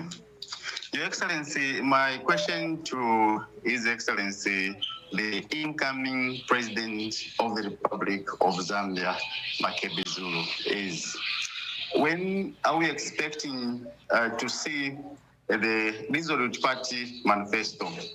And how quickly are we seeing the structures or which are structures Resolute Party na ya PF, Your Excellency, yalishani filenda shani therefore kwebati ba president but tushiteko explain wino so that tuishilo kwebati tulenda shani but the Resolute Party na Patriotic Front, because leadership kalambe oturemona ya PF which PF structure naisela from PF structures naisela from PF nokuya ku Resolute nangu turenda la pesa, Your Excellency. Thank you. You will explain. Thank you very much. Thank you. Hello, caller. Please tell us your name and where you are calling us from. I'll be taking the last 3 calls and then we allow Honorable Makebi Zulu to answer your questions. Yes, caller, please tell us your name and where you are calling us from. Hello? Hello, caller. Hello, caller. Oh, we lost the caller. Hello, caller, please tell us your name and where you are calling us from and give us your contribution. Mr. Mwamba, how are you, sir? I'm very well, thank you. Who's calling and where are you calling us from? Emmanuel is my name, but I will not finish the other name. Thank you very much for the first time I've been calling you. I mean, I've been following you, in fact, even before you went. But for the sake of time, I just want to urge as the people are following these leaders calling for the opposition to unite. But there's one observation I want to make. Why were we calling for the opposition to be united? Let us be the first one. Because I've observed the situation whereby some of the opposition that would want to rally behind are calling others to come and join them so that they give them either the position of vice president of the party or the running mate or what. You know, you remember very well that before the late President Lungu died, for me, he was the most popular candidate to all this. But he was the one going to, even to smaller opposition, to follow them. I've arranged a cup of tea so that they sit down together and strategize and see how you should come together. But here I've seen a very disappointing situation for me, which others probably are not seeing, whereby, for instance, Makebi will call the other person, can you come to me so that I will give you the position. I'm just giving an example because I haven't heard from him calling others to say, can you come and join me? For me, which is very, very arrogant. Okay? I like the way he's doing things. He has always been very patiently waiting for this and that, and everything fall in place. That is how leadership is supposed to be. Thank you, my brother. Calling others and say, can you come and check that one? Come and join me. I will give you the running mate position. As if you have already won the election. Now you are extending an olive branch to others. How do you behave like that as an opposition? Thank you, thank you. Thank you, my brother. Let's take calls. There are so many calls. Thank you. We got your point. Hello, caller. Please tell us your name and where you are calling us from and make your contribution. Hello, good evening, Mr. Mwamba. Good evening. Evening, Mr. President Makebi Zulu. Mwamba first in Alamba from the way beginning. Ine ba Makebi kutina bebo kutila ni Filia Joshua iminika tuweka suba imini na shididi uleke tulwe. Koti yo Bible koti ya muri Joshua ba Makebi se ni uli omuntu uwafu muri Joshua. Ifo na alandile ba Mwamba. Ba lungu ilo ba tushile ba Makebi tabatala shapo ba lungu beka. Ko vale ba tukonse konsubale ba bonzi. Ba Makebi baisa umfuati bodi y'abalungu yaluba Bamakebi banyima baya bamwambala ndi umfuati konko nalika lokutampa okulira ngati ushakashi chitika mchalo cha Zambia ichakosa ukuyafika omuntu aya mukufuayo omuntu asanga ku two mountain kulyata kuli president n'abasenda abaishiwo kusenda kabiri basenda baya bombera pono elanda ko bati iwe Makebi Fwayabala abantu ulebela spokesperson wabo bese basangwe kufike kulechita baya private ushakwena kwena fyo mwina Zambia fyo itafyo mwina Zambia kuti atemwe cha msangwe fyo kwena ukupita mcha msangwe mpaka Makebi haya bafuma up to 8 hours kusafuma 13 hours umubiri bawo weke chakulya uwa bachifenda bwino kaiti baya bakanina baya ukwa kilo baya butoko bachifuire okulikala Makebi ayali kwa yasinda mwanfa umwana apitamo to Makebi ukyolebo banepo walondolo lapha ba president Makebi wisdom muri mwepo that's why mweta mwakwata no kubiri muchipati ikakuna nisa ndekupela bulani who does that mweba bakwalisa leadership kula basi okumona tu unilida Dadi nilanga timu mwa president mwamka sobanga ati ayayonzi Makebi bamulondolo elati ayampi mpia yalefula bali abakuregistra balaba iminika badia balata babafunya papero taba balafola shitani mpia shonso Makebi kuti twakwate mpia kwena Mzambia ifyo shishubile tamuli ulupia tamuli finshinda mbela kuti chimfunda wila ngabala ntu abalandati nishu mulelandira kupilise bwino obushakwela fyo fo abantu tatumona aba bantu balekuza kwabo baperempia balife papero babatuntimani kabalika pugambi fimulondolwe kabiri ababa PF batita defect balelandalo kulanda nabuya bafwala nesisa ba mukiko balanda mulengo banyishwa kuti mwasalanda titakuli Tukwete evidence. Sure. Thank you. Thank you, Maya. Thank you. Yeah. Hello, caller. Please tell us your name and where you're calling us from, and you're our last caller for this evening. Endita. Vamwamba chitawino sana okuleta President Makebi Zulu mwachitawino sana. Ichakubalila po Vamwamba ndefo kusta challenge wa Makebi Zulu. Makebi Zulu abo na aliweshiba. Elo Makebi Zulu na Bablani Munduwile, they are good friends. Aba ishiba intondo mekondelanda from 2021 up to 2025, subsidiary office CRPF yali kuli Makebi Zulu. Makebi Zulu wale sangwa na Bablani Munduwile mu office imo. These are friends. So Makebi na Bablani Munduwile mule umfwa.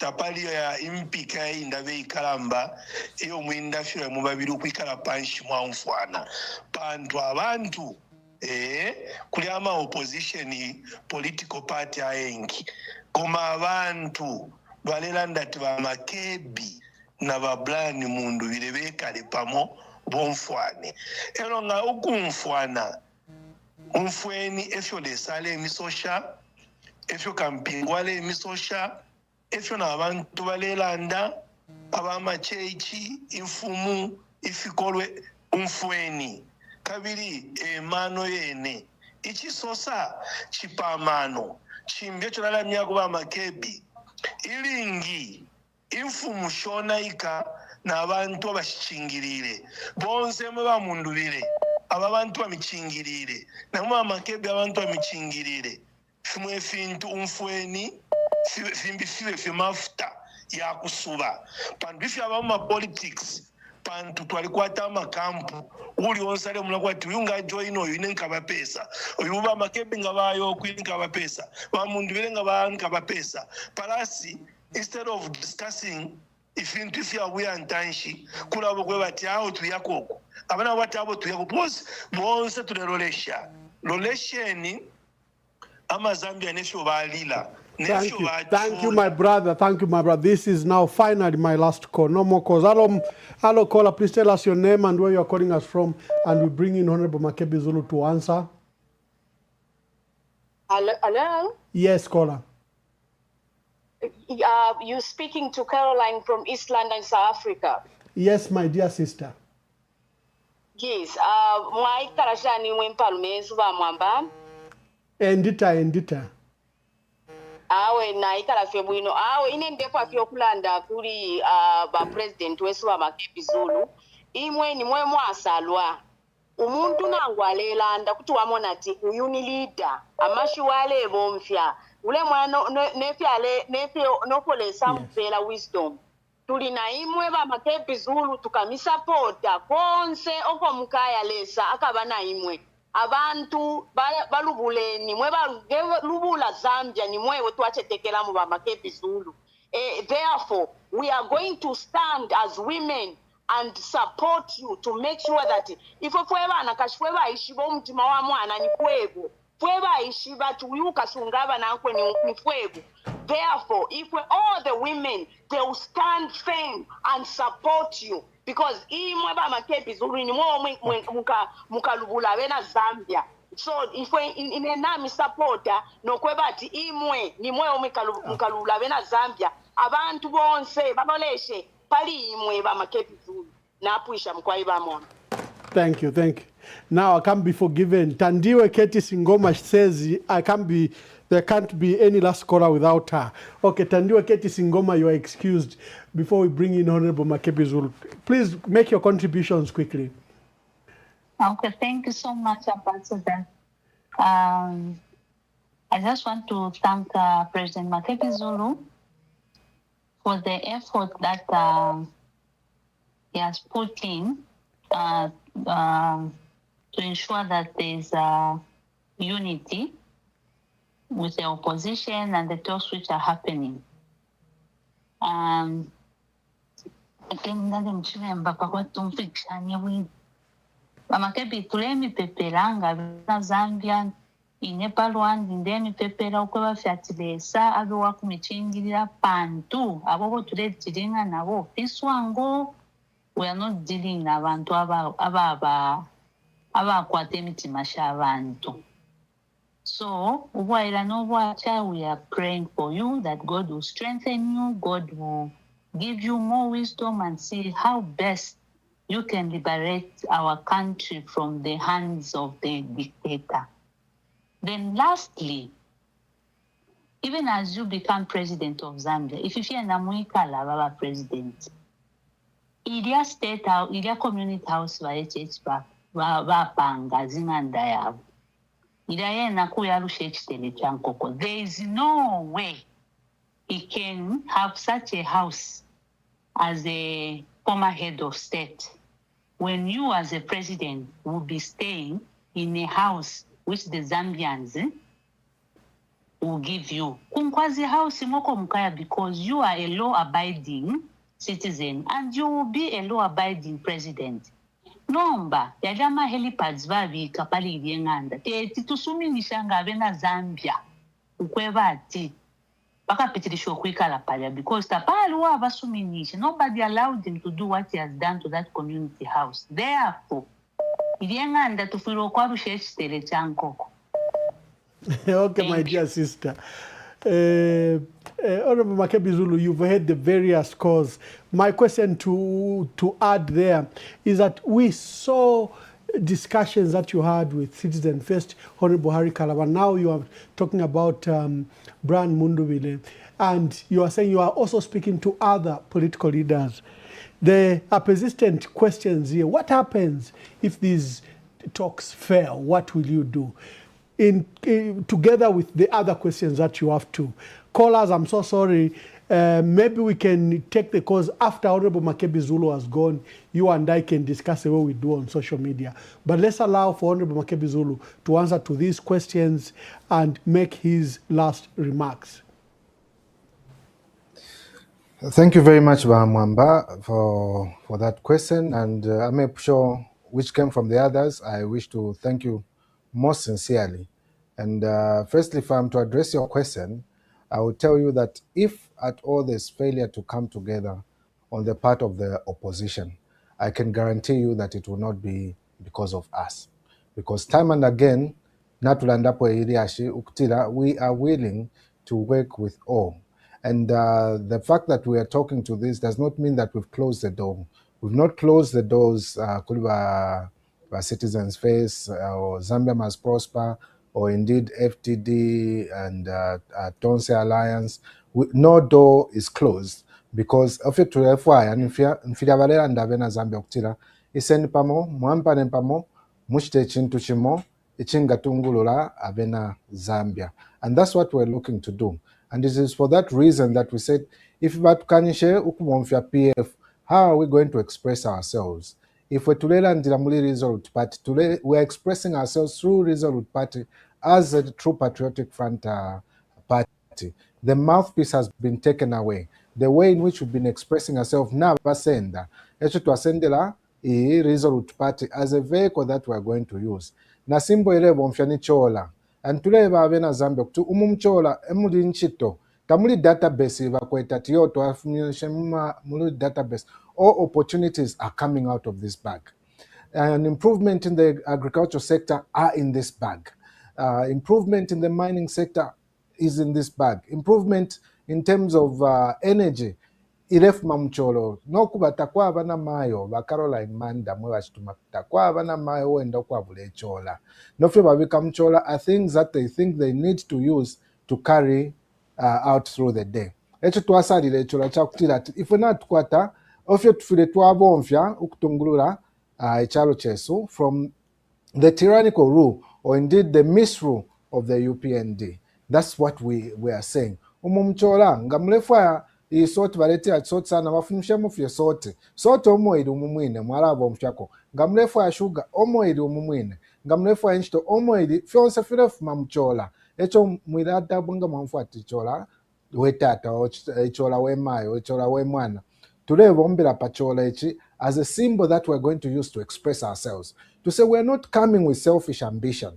In this bag there is unity, in this bag there's constitutionalism, in this bag there's the rule of law, in this bag there's the respect for human rights, and we will take them all out. Whatever you want, we have in this army sack or in this bag because we want to be able to express ourselves to the Zambians in the things that they do on a day-to-day basis.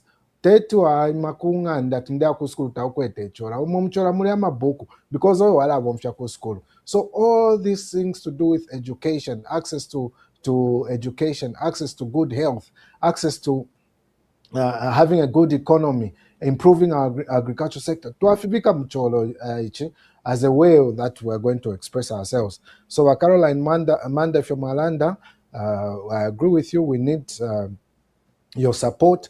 We need every Zambian in this cause. We are not saying that we're saying let's go together. Let's build a united Zambia together. That's why we're saying a bag of hope for a nation's future. Emuli hope, and this idea of hope is something that we must never lose as a country. The day that we lose hope is the day that we'll die as a nation. And here we're presenting a bag of hope to the Zambian people. And you said work with the structure. We believe that the biggest opposition is the Zambian people. Number ama Zambians ababene ba UPND tetu mbasendera at registration certificate. Ama Zambians tawa kwata registration certificate. Never kwata voters card. You can take away the registration certificate of any political party.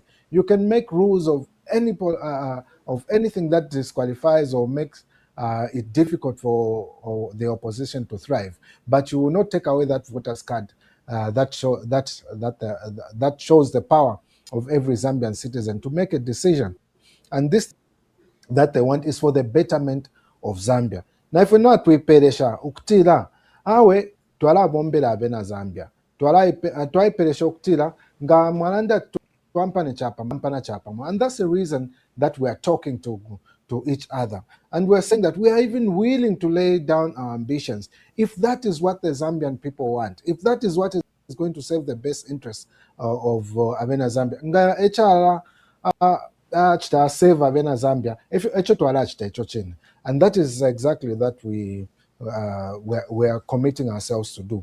Vamunkonge mwachilanda bwino at Mwema Special Forces from our 11th province in the diaspora, and we appreciate the good work that you have been doing as a diaspora, speaking out for the voiceless, speaking out for those voices that have been made to be timid, that have been frustrated. We thank you so much for the good work, and we hope that you can hype up those voices so that Zambians can regain that voice again and be able to speak for themselves, even from home, as you are doing for us from that side. And I can promise you that there's light at the end of the tunnel. When the UPND tell you that there's light at the end of the tunnel, they mean there's a trend that's oncoming. But for us, we're telling you that there's light at the end of the tunnel to mean that we're going to get out of this situation in no time. Because on the other side, what we see is opportunities for all. What we see on the other side is where you are able to leave and come back into your country. I don't believe these days na kwa airport how many days are you spending where you are going? I have the right to go where I want to go, spend however long I want to take, and come back to my own country without being questioned. But now it's like it's forbidden to leave your country. You need someone's permission to leave your country. It shouldn't be like that. We need to reassert ourselves and gain back those particular freedoms that we lost. Mayoba Mumbipiri, thank you very much for your encouraging words, and thank you for being a support system for the PF and the voice of reason in times that may be hard. And obviously, you have taught us very well to continue engaging everybody for purposes of ensuring that we have a united opposition. Happy Mother's Day to you and the other mothers around the country. And we know that you will continue giving us direction and correcting us where we go wrong. My brother Dennis Nyangwe and my colleague who chose to be anonymous, Alex, Emmanuel, Chala, all those that called in, you are all talking about the idea that Zambia must be emancipated. There is no one that I've heard that agrees or indeed is of the view that ababali pobale tuteka fyebwino. Awe, we are all agreed that we need a change. But it's not just about having a change. It's about having a change with a plan. And our plan is to ensure that we're able to lower the cost of living for every Zambian. We're able to give equal opportunities to all Zambians. We're able to ensure that our natural resources work for the Zambians. We're able to see that our agricultural sector works best and pleases in the best interest of the farmer. We need to put that farmer first. We need to support farmer in terms of agriculture, because agriculture alone is capable of being the biggest employer in our country. We need to harness all the dividends that we can harness from agriculture. We need to mechanize our farming system. And when we look at our economy, we need to move from being an import-based country to being an export-based country. And as we export, are we adding value to our exports? Those are the things that we're saying we are getting out of this bag. Ichola, the bag of hope. Those are the things that are in this bag of hope that we are presenting to the Zambians. We want a Zambia that knows that when a leader speaks, they speak nothing but the truth. So out of this bag need to come out truth. So that when we say, yo, KCM, na here, nishna here, not my right, yo, yo, na yo, we are pleased. If yo, Zambians need a truthful leader. And the current regime has proven that they can't be trusted. They renege on anything that they've ever said to us. They create an environment that does not allow the normal Zambians to flourish.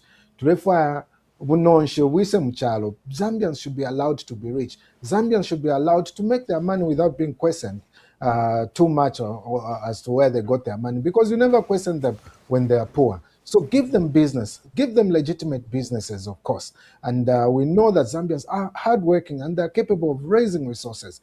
Just give them those opportunities. Don't have a database where no one knows that there's a database that exists, and suddenly you show up and say, "Twali kwata database, twali become a machine." Nuwa bikilemu a machine. Mwali tuweba kwatina mkwata database. Na mtulete kwa machine, mtubike kwa momu ine database. Na futule kwata kwa ma opportunities. No Zambians knew about that until we saw that recruitment. And you claim you got that from the database. We doubt if at all that database does exist. We say give opportunities to northerners, westerners, southerners, easterners from all the country. Give them these opportunities. Take development to the people.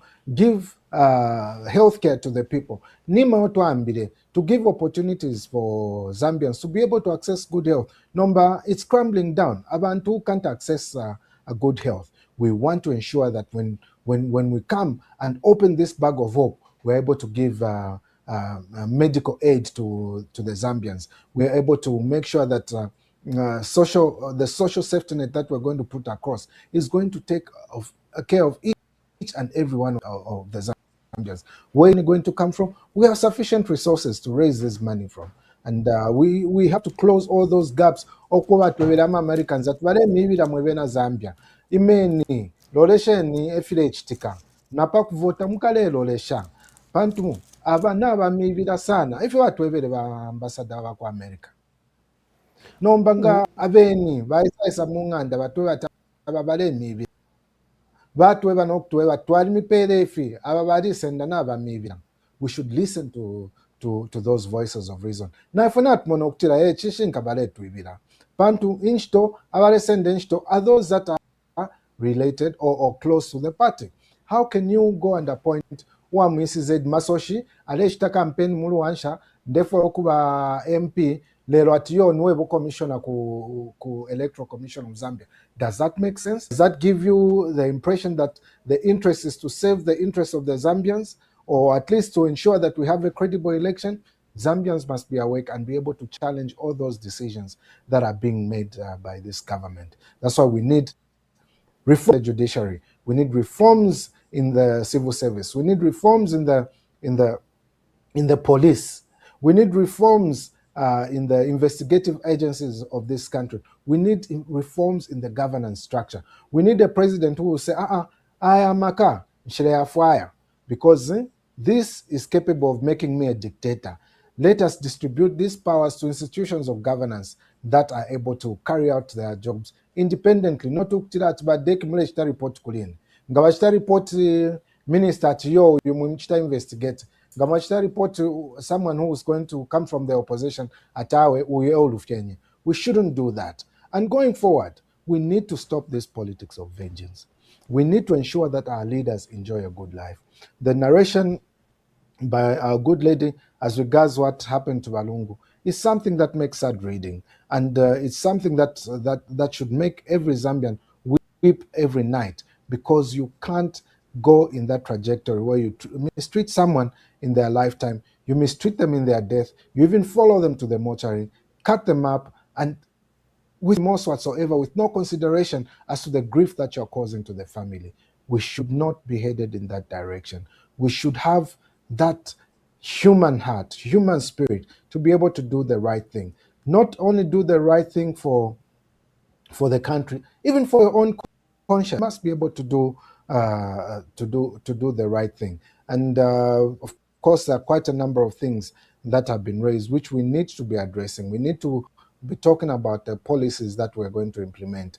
And I'm praying, Ambassador, that very soon after we file nominations, we'll be rolling out our manifesto, and we'll have a discussion around the manifesto and be able to tell the people of Zambia,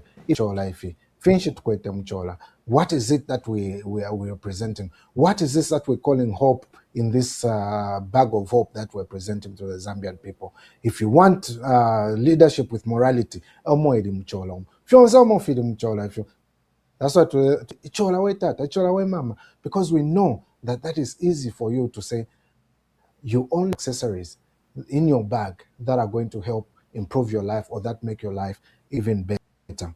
That is about it that I can respond to the issues that have been raised. But you're right, as regards the issue of the structures and the Zambian people, we need to work together. All the PF structures are intact, and we are working both with the structures within PF and those within the Pamosi Alliance. And I wish to take this opportunity to thank the leaders in the Pamosi Alliance from different opposition parties for saying, listen, we need to come together, we need to build a better Zambia. And that is exactly what we have committed ourselves to doing. So we are really grateful. And indeed, Bachala, some more opposition, that's why tulera nshanya no kula nshanya pali no nshita kutira nishira nsho tunga bombe la mwino make we save Zambia from the misrule that we're experiencing right now. We have this opportunity. Let's make use of it. Beyond this, we'll all be failures. But Zambians are resolute, and they've decided, because what we want is a good government that looks at the interests of the Zambians, lowers the cost of living, improves and gives opportunities to Zambians, and many other things that we have promised to deliver. Yona Msambile Chibemba, I would like to commend the teacher who's teaching you Bemba. Shako. Wonderful, wonderful. Thank you. I'd like to thank Honorable Makebi Zulu, for gracing us on this occasion and for explaining various issues. We wish you well in your endeavors with the opposition. Zambians are yearning for the opposition. Ladies and gentlemen, I know I cut you and there were so many calls. I will just open the phone lines in the next 10 minutes just to hear you, but to release Honorable Makebi Zulu and the team that is on the ground. But when I come back, just after the next 2 minutes, we will take your calls, because this program is about your phone calls and we don't want to deny you that opportunity. So pick your call and call. Thank you. Thank you to Honorable Makebi Zulu.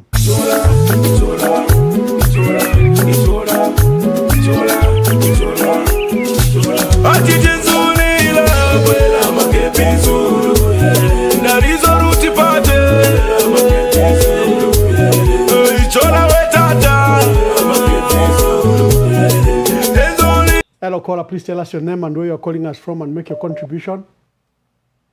Hello, Ambassador Mwabombeni Mkwai. Entamkwai. Mama Nyirenda ndetumina kusuvalesi. Mkwai mayo. Ba ambassador na itampira paka tisharande fintu sana. Na alata shafe ba president. Ebo tulero lera pa 13th August. Ukweba efe na umfwako n'abalanda bwino chola tata. Echo tulenda nacho. Bantu bamwamba muchola mulende fintu sana. Kwati fwe bana mayo efe tusenda muchola fintu fya kwati eti ndondolole yapa pamulabasa. Lero sondefo okukoshako fe bakateka wesu ba Makebi Zulu chakweba ati nangu abantu batukensere bashiteshani narite matabasuka babafete ondolo ero nikateko akesa tuteka bwino mlandu wakweba ati ifyasungire family y'abalungu n'abaposa kwa mano tulemona kwa bati n'abesho omunomu bati bakateka weso abalesa pa 13th August ba Makebi Zulu lesale bapala konseko balenda lesale bapala na lilanda kale kwati nga balife muno nififya pani kwata kufeka problem but ndefo afipa kafi okuya ko office kumwabo ukuya batasha bakateka weso aba. Thank you very much. Bapali ba Edgar Chagwano. Thank you. Mbombe bwino bakateka weso bulale bwino na totela sana. Hello, caller, please tell us your name and where you're calling us from. Thank you so much, Honorable Mumba. This is Donosco. I'm calling from Italy. Father Donosco, please make your contribution. Yes, thank you so much. I appreciate for the evening discussion with President Makebi. It's always a pleasure to listen to a person who is God-fearing. And I think I've heard his openness for a dialogue and discussion.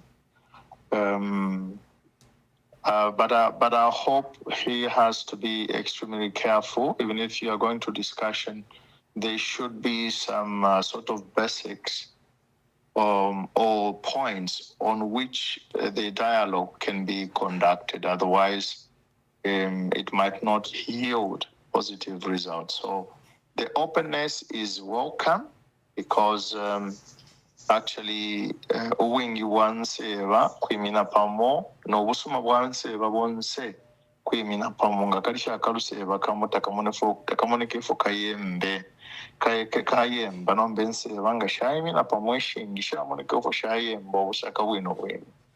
So regardless of what we are seeing, we are seeing what is happening in Parliament under Neri Muti, which is really disappointing. I thought we are going to have now the speaker is a woman, and we were expecting something beautiful from her, but I think I would not hide the disappointment. I've been highly disappointed by the way the Speaker of the National Assembly is conducting the business programs in the Parliament.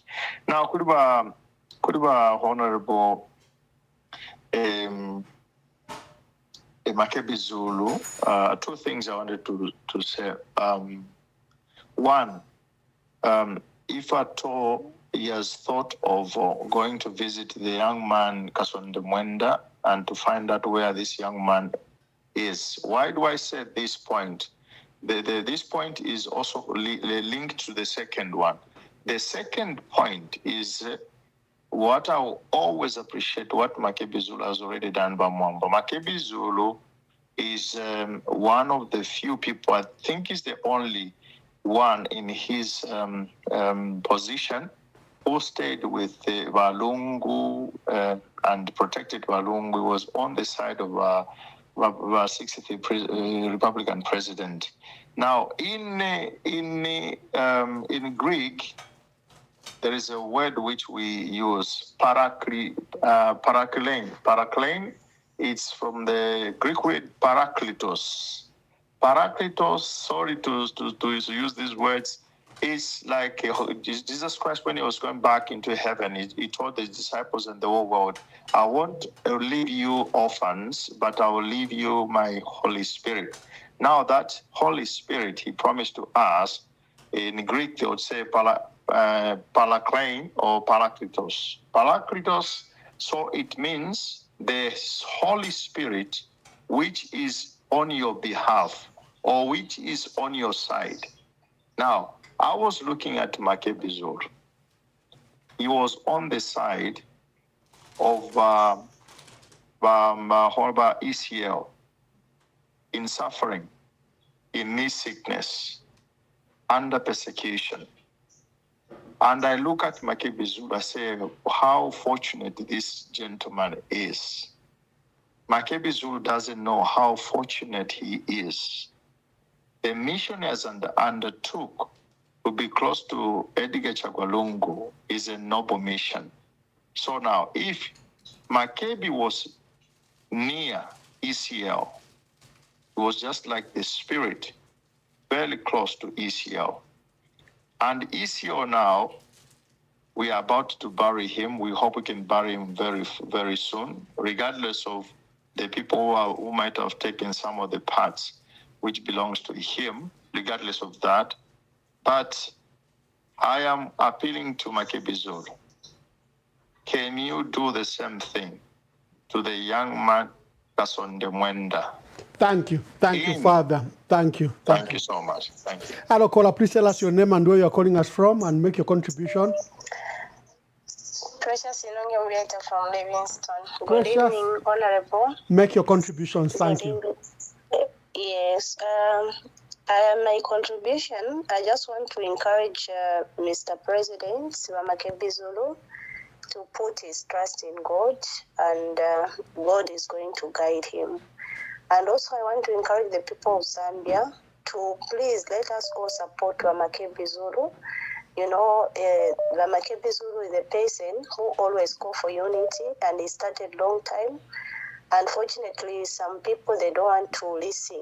And even Walungu, before he died, he used to unite all opposition leaders. So my thought was, if they can be united and choose one person who can stand and defeat Raga and Chima. Because if all of them, they are not going to be united, it means we are going to be in a serious problem. As you can see what is happening right now. People, they are in a serious problem. And if they are not going to take this matter serious, they are going to put a lot of Zambian people in a serious problem. So please listen when people, they are telling you. We are not saying that we are not supporting these other opposition leaders. We are in support with them. But what we want right now, it's all about getting our democracy back, because we don't have democracy. Some people, they don't believe, but democracy is not there. So please, that was my contribution. Thank you very much, Mr. President. Well spoken, and God be with you always. Thank you.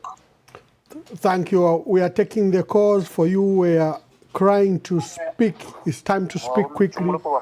Endita mwabomben mukwaili mwebani landeni po. Nebo Humphrey, zetumina kopa peo. Humphrey landeni po. Demkwa chavi pafe ba wangu ba president ngabale ngufana chapo kusheri akwe kusheri. Epo convention ya relationship ya one communication bena na ba given nubinda na bari amakandidate aba eminine kuri ya bashani bantu ndetotera bamayoba mu mbipiri kuti baba po aba echepali ba given nubinda bali kita decide kwe bati bachite support wa Makebizulu na ya ine team ya support ba given nubinda shemi sefera shiria bali kita decide ku support wa Makebizulu nomba aba bantu babiri ne bali mpapusha sana ba given nubinda na ba Dr. Chimba Kambwiti bekerezi kwata bale monefire kitika mcharo kushe kuchashu pecha kwe bati bafuma fya pawu tatu kwe bati katu support yo ino mwache wesu Makebizulu abe pantanji tumupere support nomba bekerezi kwata bale mona so shishi ya bantu efe wale tontonga nyanga nifishi nganifinji so ngamule mfu ba given nubinda na ba Chimba Kambwiti Einstein yo munge mafyonse file bya kwe bati ngamwali kwata fimo kumkoshi ngapa bali mbifuta mwamona mwache kumwito mwache Makebi mwamwata mwache apana pola luba apana satu chitefine mwambackinga uli omuntu aba pachipuna kwate niko oluse kuli bali abantu abali mufungo bachitotela bachilangwa bengi abali mulaba bomba nusambo balechula but mo muli kunse bachimba kambwiri mwaliana mukati mwalimoneso mwaba shuwa kuti mwafirwa fyokuyima fe mwapange chintu chimo mwapera support Makebi Zulu ero chimbi chintu nderanda chakwe bati wonse ba patriotic front ndiwo patriotic front ngomwe achiranda ba Makebi Zulu ilina ba Makebi Zulu eva kukonga ivi fyonse vintu vale chitawa mauzi vale chitefya fufu ntukufira ila PF intu vakweterya ni fake PF liu PF ilina Makebi Zulu so isentutungile Makebi Zulu mumonefe alondola bwino sana na ishiwa fyonse fya judiciary epo fyona ikire so isentumtungilili oyu muntu mwe bantu ba mwe ntungulu shinkalamba ba shimba kambwiri eko mulengu mfwa eliko na papata ene ndi mwana omunono sana but ni mbolo kwe bati icharo chezu pakwe batupoke tufire tu aba United tuwabombera chapamo mwache na pera kalero di Makebi Zulu chenshupire po kumpera support isentum support oyu muntu mwe bantu bakwaleza aba bantu nga bapita ba UPN ndemyeba namwe bene mwe bare muna kwata pamwe alipusuka bachimba kambwina bagive mubini bakesa mbokula mikonga tumo bakambera okula mtrapo kumika tamukati so twapapata sentuombere pamwe thank you very much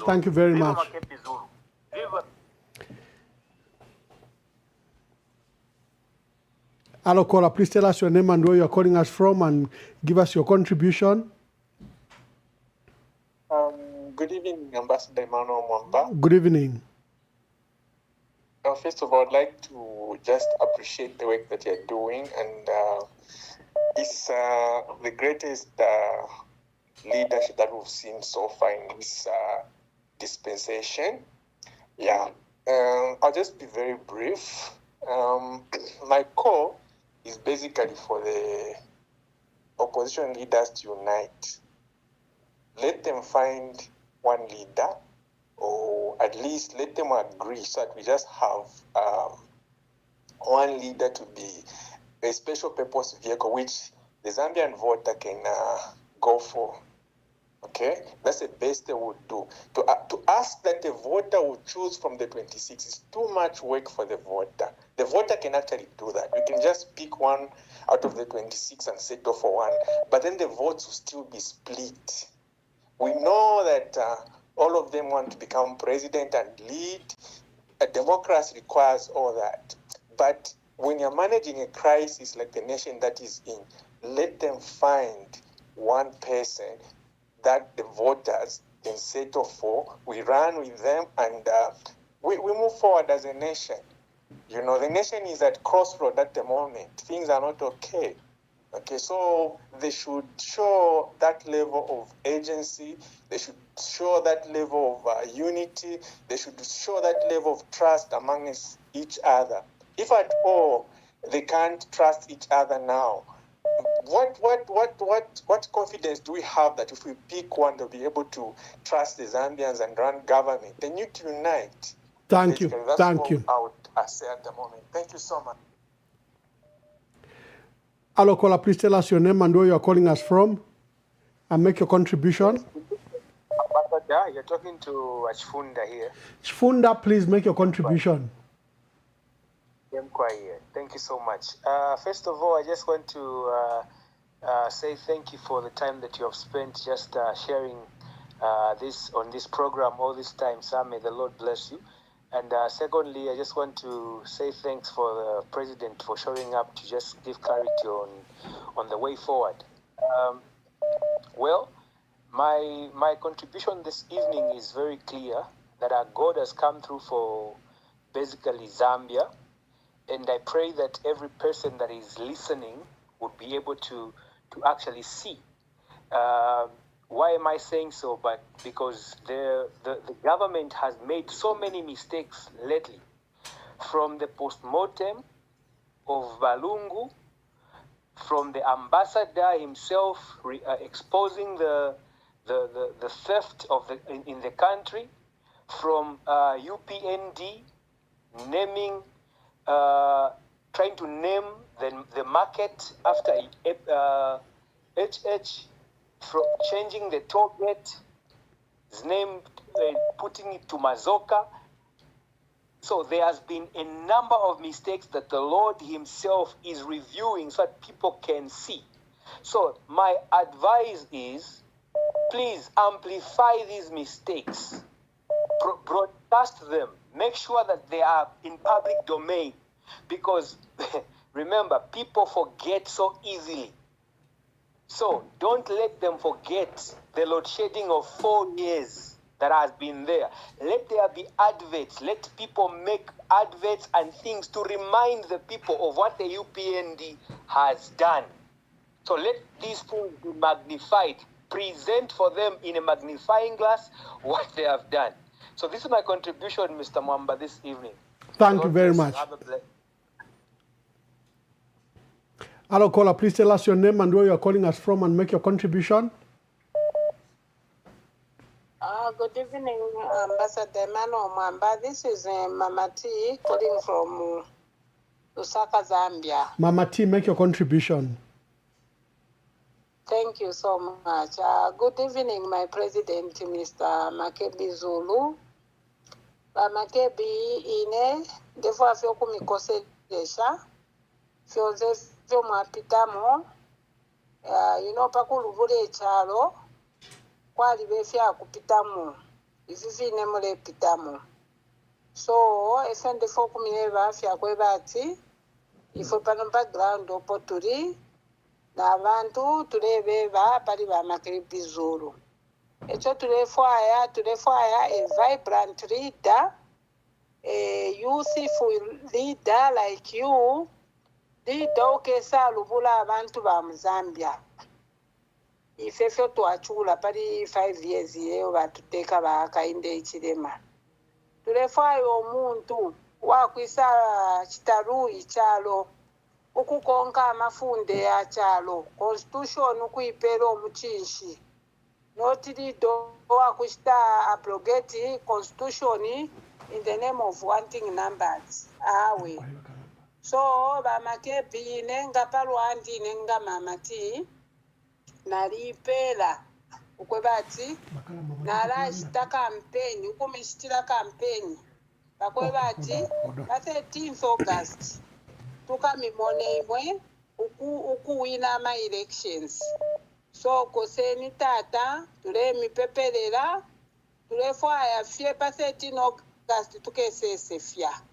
Bombeni n'abantu abali pa ground steni unite chalo. Zambia popo tufikire Zambia has been divided like never before. And then to the people out there, I want to tell you to say I am right mule monaya. Ni jakuti ati nizolowele nikutire mwana. Stizaka ya onapo. Pasetino August pamene apati kabisa chape chikapanga vintu fosa longosoka. Tizavuti kanoti ya mavuto ya menetaona pali 5 years. Onani vintu vameta pitamu. Piangana tiangana. Uona tiona. Tenti ste vintu volongo soka mwe bantu panja hapo. Tenti guirizane. Kuti tizishite liberate. Ngati stiza guirizana pa 13 August. Mavuto ya zapitirira ya mene batipitisamo baka inde ichilema. Vonse bazakuzana tia itinaleta free education. Free education ya tipangira vichani. Ni vichani vamnetuona hapo. My dear sister, thank you very much.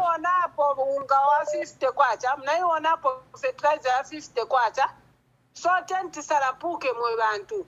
President no ameno yo Makebi Zulu. Tenti mpeleka ku State House apwela tilongo solere vintu. Apwela chite liberate se mavuto ya metipitamo. Ba Makebi Zulu mwoneko na bakasonde mwenda huko.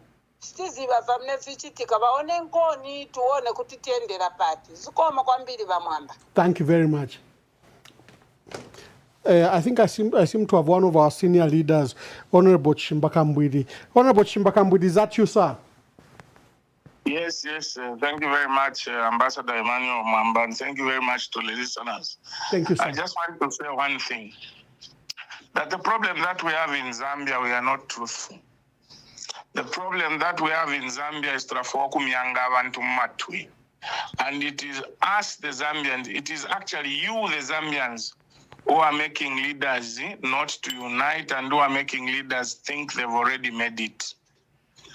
I have followed the Ambassador Mwamba's programs.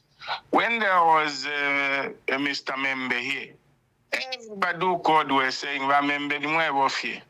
You are the one who's going to make it. Come 13th, we are going to vote for you. Came President Ali Kalaba, same thing. Awe ni mwevo feba Kalaba. Come 13th, ni mwevo. Came KBF, same stories. Today we have Makebi Zulu. And I want to appeal to you leaders. When there was Munduvile, everybody have Munduvile. Ni mwevo fie. Ni mwevo mule tulula. You are God-given. You Zambians, stop playing with politics when those in government are playing Mingalato. It is time that Zambians start telling people the truth. You can't be. You become president. Let this one become a running mate. But if you're going to be telling everybody who comes on this program, we are messing these people. Some of us wanted to be president, but what is a confusion? Everybody has got the ego. They all think Nabafika and being supported by Zambians.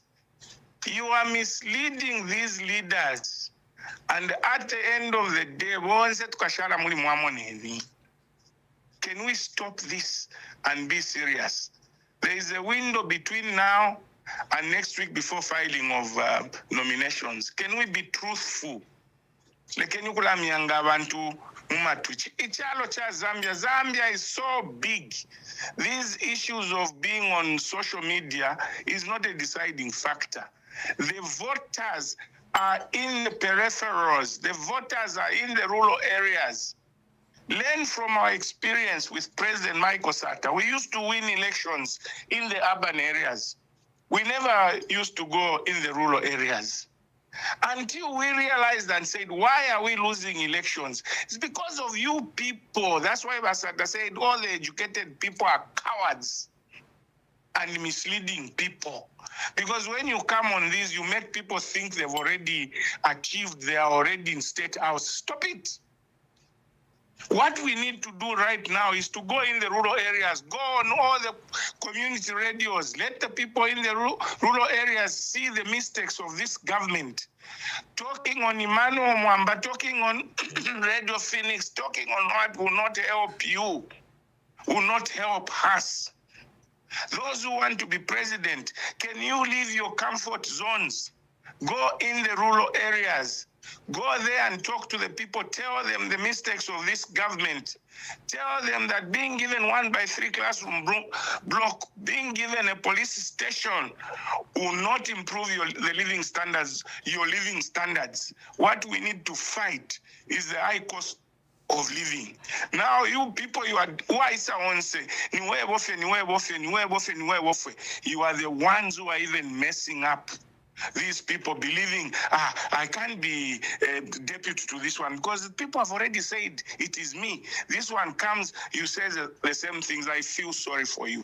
Thank you. Yeah, before you go, let me take this opportunity that you are here. You are one of our senior leaders in our country.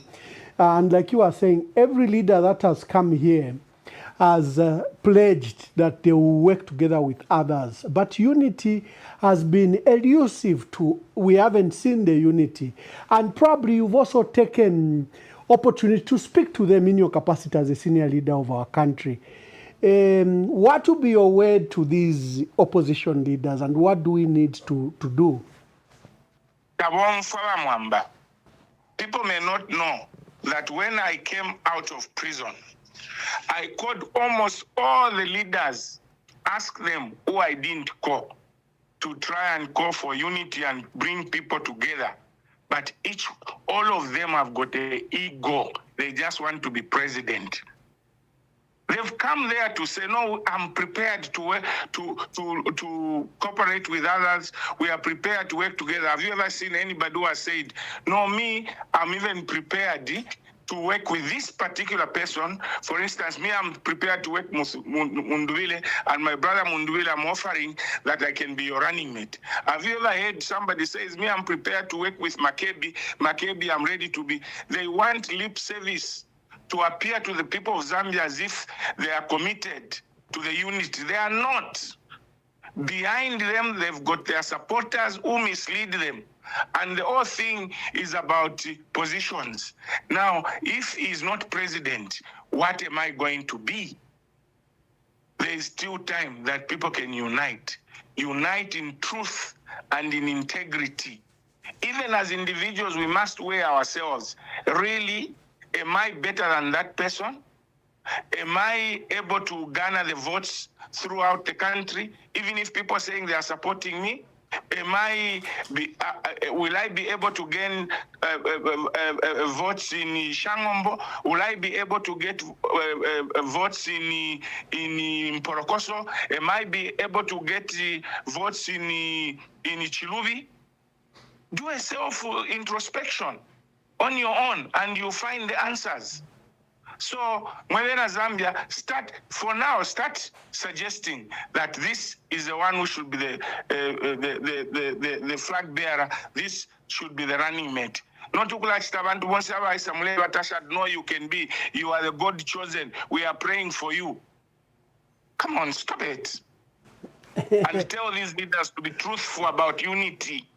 Why is it that there is nobody who is saying, me, I'm ready to be running mate, or me, I'm ready to withdraw so that this person can lead us? But they always want to tell you, we are ready to unite. I'm ready to engage others. And what you do behind closed doors is something different. You can't have 26 presidential candidates. They are all saying on the 13th, I'll be president. On the 13th, I'll be president. There are many positions in government. There are many constituencies. Now there are 226. Why can't some of you decide to go in the constituencies? Weigh yourself. Am I worth to be voted by 26 constituencies, or I can only be voted in one constituency? But the problem, like I've said, is you Zambians. Is not good. I thank you. Thank you very much. I was privileged to Honorable Chimbaka just made an impromptu when I was about to close. And thank you, Honorable Chimbaka, for those wise words to the presidential candidates. Hello, caller, please tell us your name and where you are calling us from. Now the phone is ringing. I guess people want to contribute. Hello, caller, please tell us your name and where you are calling us from. Hello, Anonymous calling in Lusaka. Masenza Bwanji wa ambassador. Jasebenza Anonymous, make your contributions quickly. Awe nipotambira bwino maningi kuona bamakebi zulu bamenye bakamba nipo mulungu asogolere nipo takondwela koma bamenye bakamba amakebi awe lekani mulungu abasogolere kuti vonse vichitike andi bizaenda bwino. Bamakebi muntu otekanya muntu ozichepesa kaninga kambe bwanji. Bamakebi mpitilize bamenye mwakamba ivo lekani tikapulumuke tikachoke ku mulomo mwanghalamu. Baete wenkosi baete ngoya mawazulu tabela bwino maningi bamwamba kulipe vamini ngakamba batu mulungu abasogolere bamakebi. Thank you very much. Thank you. Hello, caller, please tell us your name and where you are calling us from and make your contribution. Hello? Yes, caller, please tell us your name and where you are calling us from and make your contribution. I'm Kabemba, I'm calling from Lusaka. Kabemba, make your contributions. Yes, I've heard what Chimbaka has said. I feel he's also not being truthful because when there was that convention, the no-name convention, where Makebi made the winner, himself would have started with Balulinda, Nokulanda Tumwaiche, Bandu Bale Fire, than what he's saying. He's just sweeping around the bush, is not hitting the nail on his head. Why didn't he call out Mundubile to say, Mundubile Bantu Bale Fire, youthful leader? Mundubile boy now could have come my child, they were with the door of Bantu Bale Fire. But he's Bale trying to like whatever telling off MZ8. Now when I come with Navakula, you should sit down with other fellow leaders over in the party, PF, Arakuluba now, Balanshanya, Abantu Bale for Maichi. That will fire by the Arakuluba Pitamobadi Karabadi. We want a youth leader. So Bakambudi knows what people want. Not if I want to Makebi to look people. Yes, we'll be praying for him. So even Bakambwi should know. We should just tell Bakambwi, should tell Bamundubire, Vayabana Bakalava, Vayabana Bonsabukwanda took abantu balefayo omwai kyana tumutungirire. Behavior was like Navena Diamo, Tabalefa Grand Fishinka. Awe Muyoko Mayo, Muyoko. Okay, Muyoko, please let's not insult our leaders. You can speak strongly, but let's not insult our leaders. Thank you. Hello, caller, please tell us your name and where you are calling us from and make your contribution. Mkwaiba Munkonge. Before Tatula, kuma other opposition leaders. I am elections. I recover in only watch Taruchurufia, Navachimba Kampuni, Nava Kinda. So in there, Rumbako, before Tavaranda for the unit. All of our elections, once a Varistako participate, Varisa, Kwevati, our people Cape Zoro. So before unity, I consider Iraya, they were Rumba for the public. No kweva ma structures yonso kweva kwena intunguru to asara pali ngonshita ni ma caps roto wa imine na kuma election ewa chimfish na ifo kweva kweva firo kukwalisha pantoro kwa ya ma election bali sumisha nyo kweva ukapita pali abawonso bakatungirira so turero rera bandunda bakambwiri batitaruchirufia kutungirira ba ma caps zuru abapita Bafire festival bapamo oro bari yakunse festival barande kucharo kwe batu amakepu zuru chishi nkabali solo bafire balisa pa media no kwe abantu atawe twalisa romo kweweso ewa tutimfiki bambye okumutungirira kutabaraso ku bantu bano. Thank you, Amunkonge. Thank you. The phone is buzzing everywhere. I guess it's because of the remarks made by Honorable Chimbakamwili. People want to react to them. Let's quickly make your contribution so that we can close quickly. Hello, caller, please tell us your name and where you are calling us from and make your contribution. Good evening, Ambassador. I think I'll remain anonymous. Anonymous, make your contribution. Yes, sir. I just wanted to pose some kind of a question. Maybe you can help us understand. Let's say Honorable Makebi Zulu and Honorable Brian Mondibile decide to run on one ticket. One of them is the flag bearer and the other one is the running mate. And let's say 2 weeks down the line after the nomination, everything is done properly, it's accepted. But 2 weeks down the line, one of them is arrested for maybe the Mnyaule page, or they're arrested for some comments they made on a phone call somewhere, and there's evidence and there's no running away. And that person who's arrested, they are thrown into jail and so on and so forth. Maybe the government comes up with this non-bailable thing. Okay, we're talking about HH here, who can steal a body and drag it around Johannesburg. So you probably can pull off something like that. So let's say it happens. What will happen to the running mate or the flag bearer who remains alone? Once that ticket be lost, so as we think about that question, I would suggest that unity in the opposition is not just about becoming the president and having other people follow you. Unity can actually just be getting all your followers to support this other person. You don't have to be on the ticket, or you don't have to be a flag bearer. You can unite. It's for the sake of the country. It's not for the sake of your ambitions that, oh no, I'm 2021 to pursue this, so I should be the one. No. Unity is for the sake of the country, not personal ambition. So maybe Ambassador, can you help answer that question? Thank you very much. Thank you. Hello, caller, please tell us your name and where you are calling us from and make your contribution. Nameless. By nameless, make your contribution. Yeah, sorry, my voice is a little bit hoarse. I just want to respond to Chimbakamwili. Tata Chimbakamwili, I hope you are there. All I can say, I think the program yabamuamba tamuikonka winotata. Bamuamba bali chitasana hosti abantu abaisapu. Lelo abantu tabalando kwebati wewe wine femo wino tukavotra no awa kupena mwachiluba tata likenimievi. Mwachiluba sana. Therefore chabawe.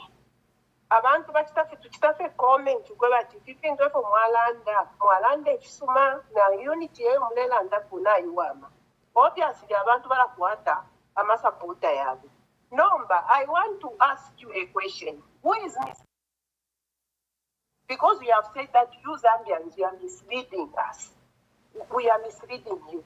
You are the opposition who are misleading the Zambians. Even we are just individuals. How can you come and tell us that Zambians are misleading us? Tafila lemono kulolefe from Wachilaland. If I told you that imwe, kale tuaya mokudi da imwe. I know the reason why you came, because somebody said that why are they quiet? Why are they quiet? This is what has prompted you to come. Tamwa ikon ka program ya Wamwamba, tamu ikon ka wino tatari kenye lepo. You are misleading us, not us misleading you. Thank you very much. Thank you. Now the phones are buzzing everywhere, but let's get as many as quickly. Hello, caller, please tell us your name and where you're calling us from and make your contribution. Ambassador Mwamba Sinyangwe Danny back again.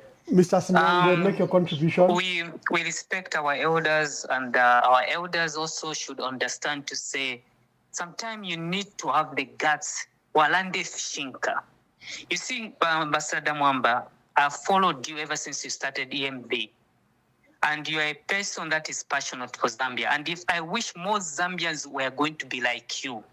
So for me, Bachishimba Kambwili, when he came here, he didn't give us a solution to the problem that we have, but he wanted to attack the current form of people that are behind the current incoming president of Zambia, Makebi Zulu. And that is where the problem we're having with our leaders. If you look at the situation, because when the PF went for that convention and they elected Makebi Zulu, the same people have kept quiet. And I know why he called, because there's one important caller who said, where is the stand for Bachishimba Kambwili and Diba given Luinda? And then you gave him the chance to tell us where he's standing. But what he has done, he has just he has showed to us to say why we're in this confusion, because certain people don't want to step back and offer that advice to the incoming leadership. I submit. Thank you, Ambassador Mwamba. Thank you very much. Hello, caller, please tell us your name and where you're calling us from and make your contributions quickly. Hello, Mwamba, this is Didi. Yes, Didi, make your contribution. Bachimba Kambwili vale kutika programu ivu ino. Uwisa kuli programu nga isako. Usha kumweba papeni ati. Iwa tawa kabepo. Kwa dibepyo. Who does that? Apo muntu nga isa. Ba membe ba isa. Ba londolo la tuwa mfofo balelanda. Ke kataneni ke kalimpanshi. Ba alikala ba isa. Imwani mwamushira isa kono kusaba Bachimba Kambwili muka balete. Mwamfwa? Mukabalete bakobati nabo tukabepushe pantu Bachimba Kambwili balani ba PF bakale ebafule ba controller bahita no kobati imwe na ba given Lubinda baikala panshi na ulama usambale panga sekas na beshwa fyonse file fyale panga sekas instead bamuteke panshi ati fitefu basata batushilefi lekani tubombefi abantu nga balefu ayefi umwe chebalanda ati ni filma kebinga ngubalanda ati ni mundu bile iteke ni abantu pa nomba Bachimba nga bengesa baba bakola bakuchita opposite kutira lekeni kumyanga abantu mumatu nina ntule myanga mumatu tulelondolo mwache fyalanda with wisdom talandilepo na pali vena tuamlondolo kutiwe kuti leadership watu control echalo cha mfuika na pia fina tuaikatana mwafu lomba bali abakulutu kwete bali aikala tondolo bapangisha ladi bapangisha convention ya kusalomo aichaba apita just because umwaicha apita mwabakalia kajelas ala lesa tatemwa Bachimba kontolole nina ba given Lubinda kale ni panshi mu kontolole fo PF ba ishire ba Edgar Lungu imwe na mausamba mu iteni panshi ifo ba di kunshi na tukalipa fyo mule chita kamule tukula mule tukalifia fie no kulanda tulena ka tualanda atukula ifo ba iteni fo tule mikula fo ba kunshi fo ba shabomba pona muma position yenu imwe mwali abakulu bali mwali ba national official mwali ba shani ba minister of shani kutumwakano kusala ndati ifibale ekitefi balela ndefi uwo balefu anifu mwikete abantu bose kutubafiruka kweno kuita aho bachishimba kambwiri bwelenu nabagiveni Lubinda iseni mutu kontrolele PF fo yadi na chino mausampo wasalanganye fintu achitabuka ikala nalali yako batwala na chavinga kukoti bachita finch imwani momwe ngabeta no kubeta chavinga isakulu iwe isakulu ngona ikale nyapa muchite finefinefi kutuba mitina imwana bagiveni Lubinda nombana imomwe aluka kwati ifofu abacha twakwata amano imomwe bakulumwa abamwe basalangana mwala kwata mu jealous stay suma. Thank you, my sister. I'm trying to get as many calls as possible. Thank you. Your point is very clear. Thank you. And maybe it's time that Honorable Chimbakambwiri came to the program. I'll speak to him after this program. Hello, caller. Please tell us your name and where you're calling us from. Yes. Good evening, Ambassador. Good evening. My name is Mrs. Anonymous from the AI Kingdom. Yes, Anonymous. Yeah. Yes, Ambassador, I know you have so many phone calls coming in.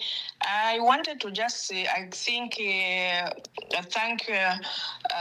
Honorable Makebi Zulu, the president-elect for PF Pamozi Alliance, who's going to be a flag bearer for the Resolute Party. And I think we are all aware of why we found ourselves here. And like everybody has said, and most of these, the callers have stated, I've also been prompted to call because of what Bachimba Kambwili has said. We all looked up to Bachimba Kambwili with a view to accepting and saying this is an older person, we respect him, he has been in politics, and you give good advice, guidance to the process, which we expected him to give after the no-party convention. We are all aware of where we found ourselves, where we are today. Mr. Chimbakambwili, sir, if you are listening, if you are not listening, kindly, like everybody has said, sit down with the Honorable Given Lubinda, who was the acting president, who the ECO left the PF with to guide us to this process where we are today. And Seba Kalamba, yes, to hold convention, and what was agreed. The way he came out, Ambassador, it's like to come and tell us Makebi to say, if you finish Yachidaland, that the fetch quarter, Mano, Tachidaland, the fishing car, and all that. And like the other lady said, we followed you, Ambassador. You've taken us through step by step. Remember when you used to bring these different presidential candidates on your platform? We would call, ask them questions, and we eventually ended up to where even Makebi came out also one of the best, I think, candidates. You remember you had the three categories where we had President HH, President Kalava, and Makebi Zulu. And then when we look at the overall, I know we didn't come to the end of that. Makebi Zulu came out the number one who they wanted. Yes, right now he may say it's on the platform of you that we chose Makebi, which is a media or social media. But remember, Trump won his elections because of the social media, TikTok. Maybe Bachimba Kambwili is not aware of that, but I will also remind him to say Trump won elections because of the TikTok. So if you have to let, yes, there are different, voters who found in different platforms. There are those on the ground which we accept and agree to say his guidance is good. We'll look into that. But to come and just discard his brother, I actually thought he was going to say, Mwamba, I'm happy Makebi has come. He has given me whatever status is statement he has given. Yes, I've not spoken since that no-party convention. As a brother, I'm going to be supporting him, like Mamawa Mumbibi said, as a person who should be giving us guidance of where we should go, not to come and discard his own brother like that. They're the ones who are actually confusing us voters, not us voters. My dear sister, I can see Honorable Chimbakambwili is calling. Let me see if I can get him. First, let me get this call. Hello, caller. Be quick because I want to get Honorable Chimbakambwili. I see he was calling again. Hello, caller. Thank you, Ambassador. This is Rooney. Rooney, make your contributions quickly so that I can rush and get Honorable Kambui because I see was calling. All right, thank you. Nende kutaka contribute pali ni abafyashi besu wa Kambwiri. If after twamanaida election yapo, we expected to see ukwe bati baendera pamubonse. Nomba tight papushafe okumuntu kwa bati bonse bali ba quiet. Abafyashi besu ba given Lubinda bali ba quiet. Ba Kambwiri abe na abafyashi nabo bali ba quiet. So chai tusungusha fwe bambi kumuna ba quiet. Tuyipusha ama question ukwe bati ushema Makebizulu. Badi wala po phone batumina Bakambwiri ko batumina phone ko bato I would love to work with you nangu ba given Lubinda badi batumina po phone panto idawa sati bali basezi bonse so tina ntemo kuishwa bafyashi beso Bakambwiri bali ni bala tumanga bala tuma yo nalaba tumina after you batumina po phone kuja abantu bakuli ba Makebi batwebe. Thank you very much. Thank you very much. Yeah, Honorable Chimbagambwiri came on the program and he made some remarks and they've stirred the new honestness and I'm failing to even close the program. But Honorable Kambwiri is back on the program. Maybe we use the opportunity, in case he was misunderstood, to clarify. Mkambon, you are on. That is the problem with Zambians.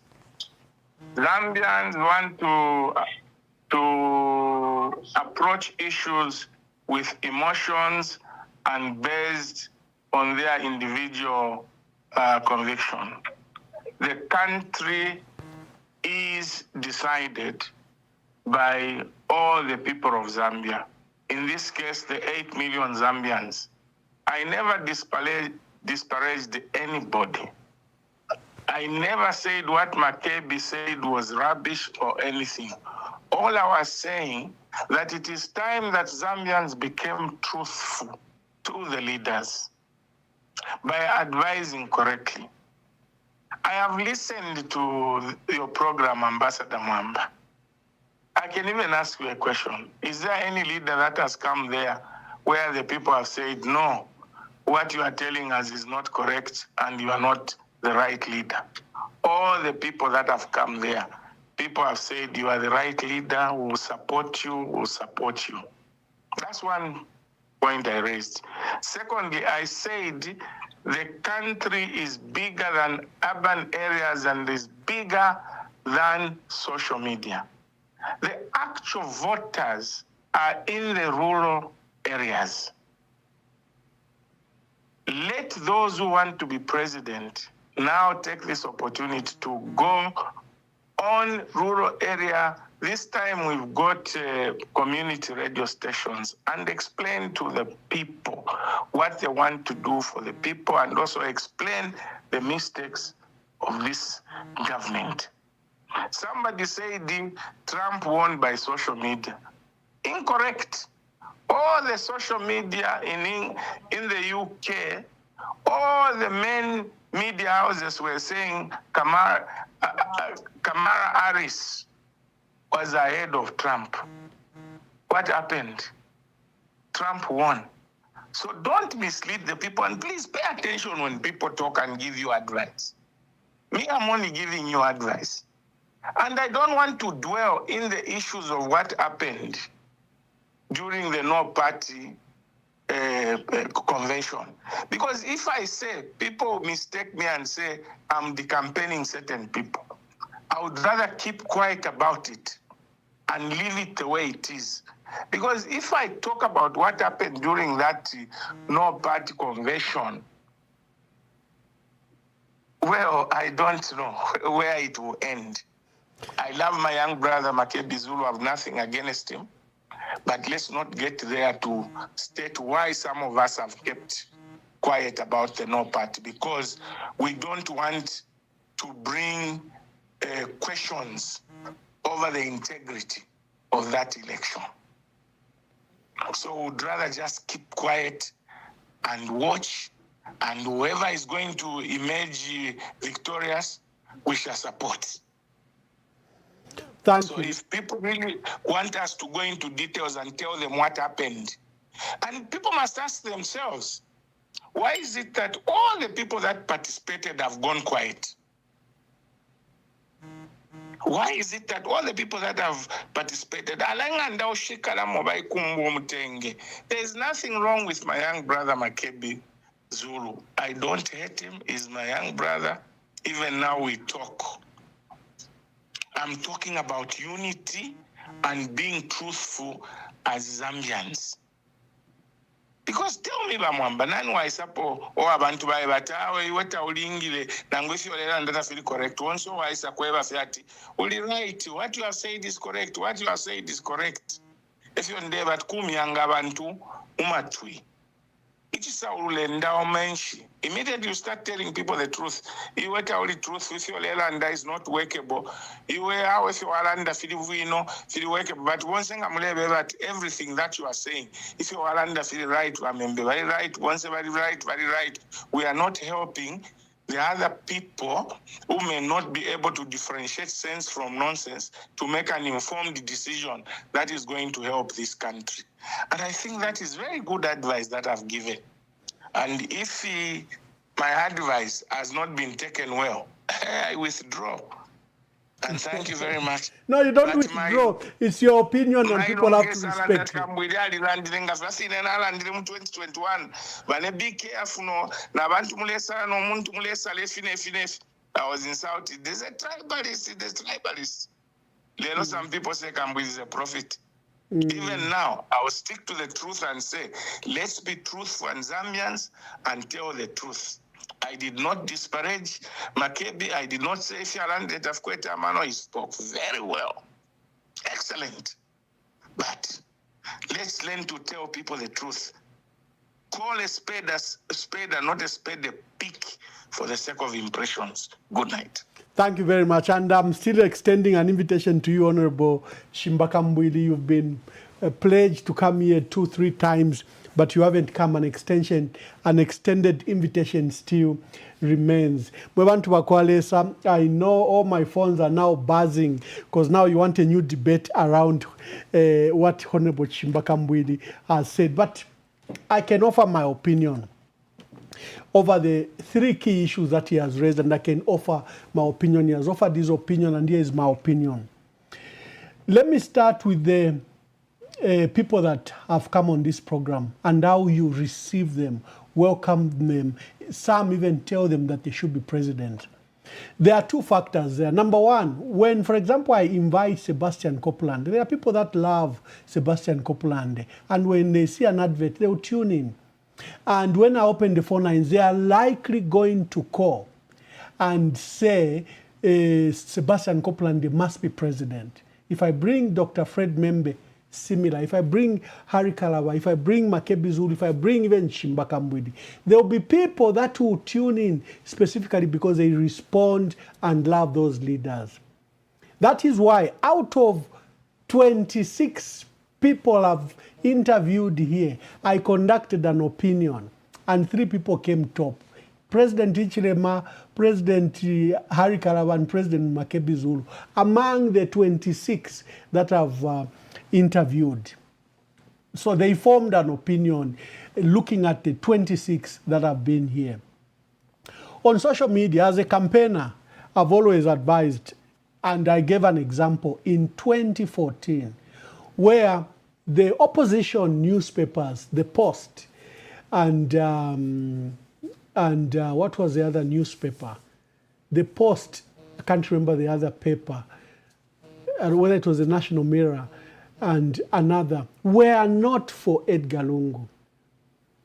And the state media, ZNBC Times, Daily Mail, were being led by acting president Dr. Guy Scott, who didn't particularly like Edgar Lungu. So we were closed out of the media space. You remember, that's when my page even became popular, because I just used to use it for personal things. So in 2014, I migrated all communications for Edgar Lungu onto my page. We also formed his own personal page. He didn't have any Facebook page. And we formed a new Patriotic Front page. Those are the measures we did. So we used social media to reach out to you. There were key radio stations that we reached out to. I remember Hot FM and QFM, who would come and carry out our activities live. But for massive pictures, which you saw in 2014, which were pictures that were taken by Salim Henry and Chela Tukuta. You know, Chela Tukuta would move in my car to those rallies and we took those pictures. You saw the pictures were being posted on my page. So I can vouch for social media, that social media has great influence. And I saw it in 2014 elections. Let me come back to 2021 elections. President Hichilema faced a similar circumstance where he wasn't particularly present in the mainstream media, Times, Daily, ZNBC, and most of the radio stations. If there is anyone who used social media to his advantage and recognizing that young people use social media, it was President Hakainde Hichilema. In fact, many people would call him a Facebook president because social media and Facebook propelled him to that presidency.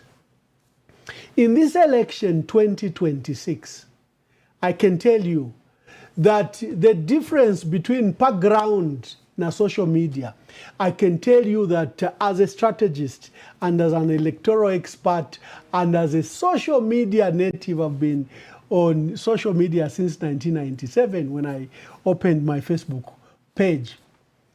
I can tell you that Paramobat background, rural areas, urban areas, they've been merged together.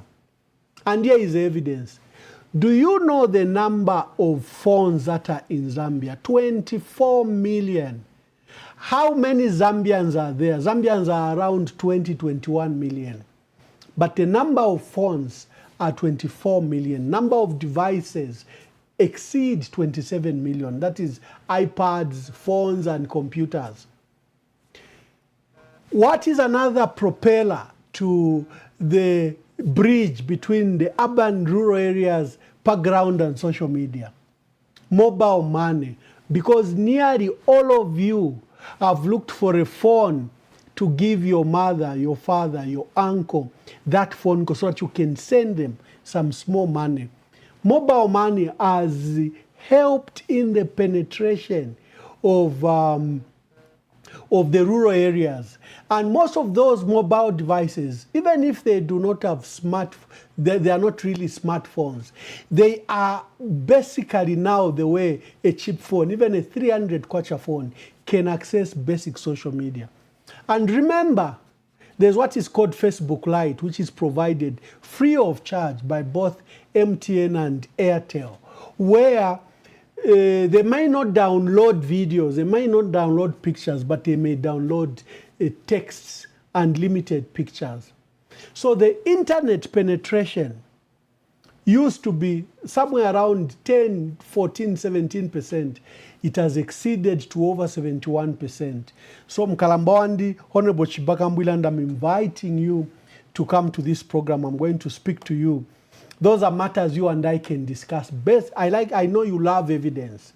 So I can give you ZICTA reports. I can give you internet penetration reports. I can give you service providers reports that can demonstrate that it would be folly to assume that the ground now is different from social media. Apatuli, napapene, I can begin to ask, where are you calling me from? You hear that someone is calling me from Shangombo, from Kaputa, from Mansa, from Lundazi, from Solwezi, from Mwinilunga. Why? Because the internet penetration has been extensive. I bemoan that the internet is extremely poor in rural areas. Most of them, the towers are still at 2G. But you also should remember that PF installed over 1,200 tower stations where at least every school and every chiefdom now can be reached. What will just be the difficulties? Can I reach them by Zamtel or Airtel or MTN? But the towers, government also helped in bridging the gap. Anyway, it's a story for another day. We want to twapwishaini tulanda ti nechipele nkula nacho chila nakaini so lekeni chila tusha. So let me take rest and God bless you. We're hosting Makebi Zulu and I'm glad that Honorable Chimbaka Mwiri made that phone call and stirred the pot for your debate. We can pick up the conversation maybe tomorrow on Monday. God bless you and we will see you.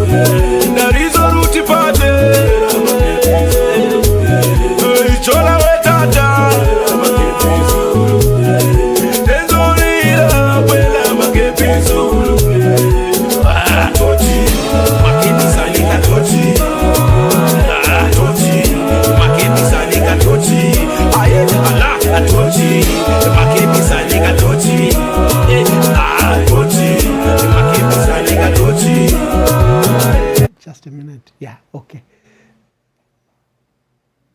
Nabapiri vamu batisa uza Oma mudala iwe suma tukuza Siti na siwe ise akisuza kwanisa Tifuna Makebi Zulu wasungeza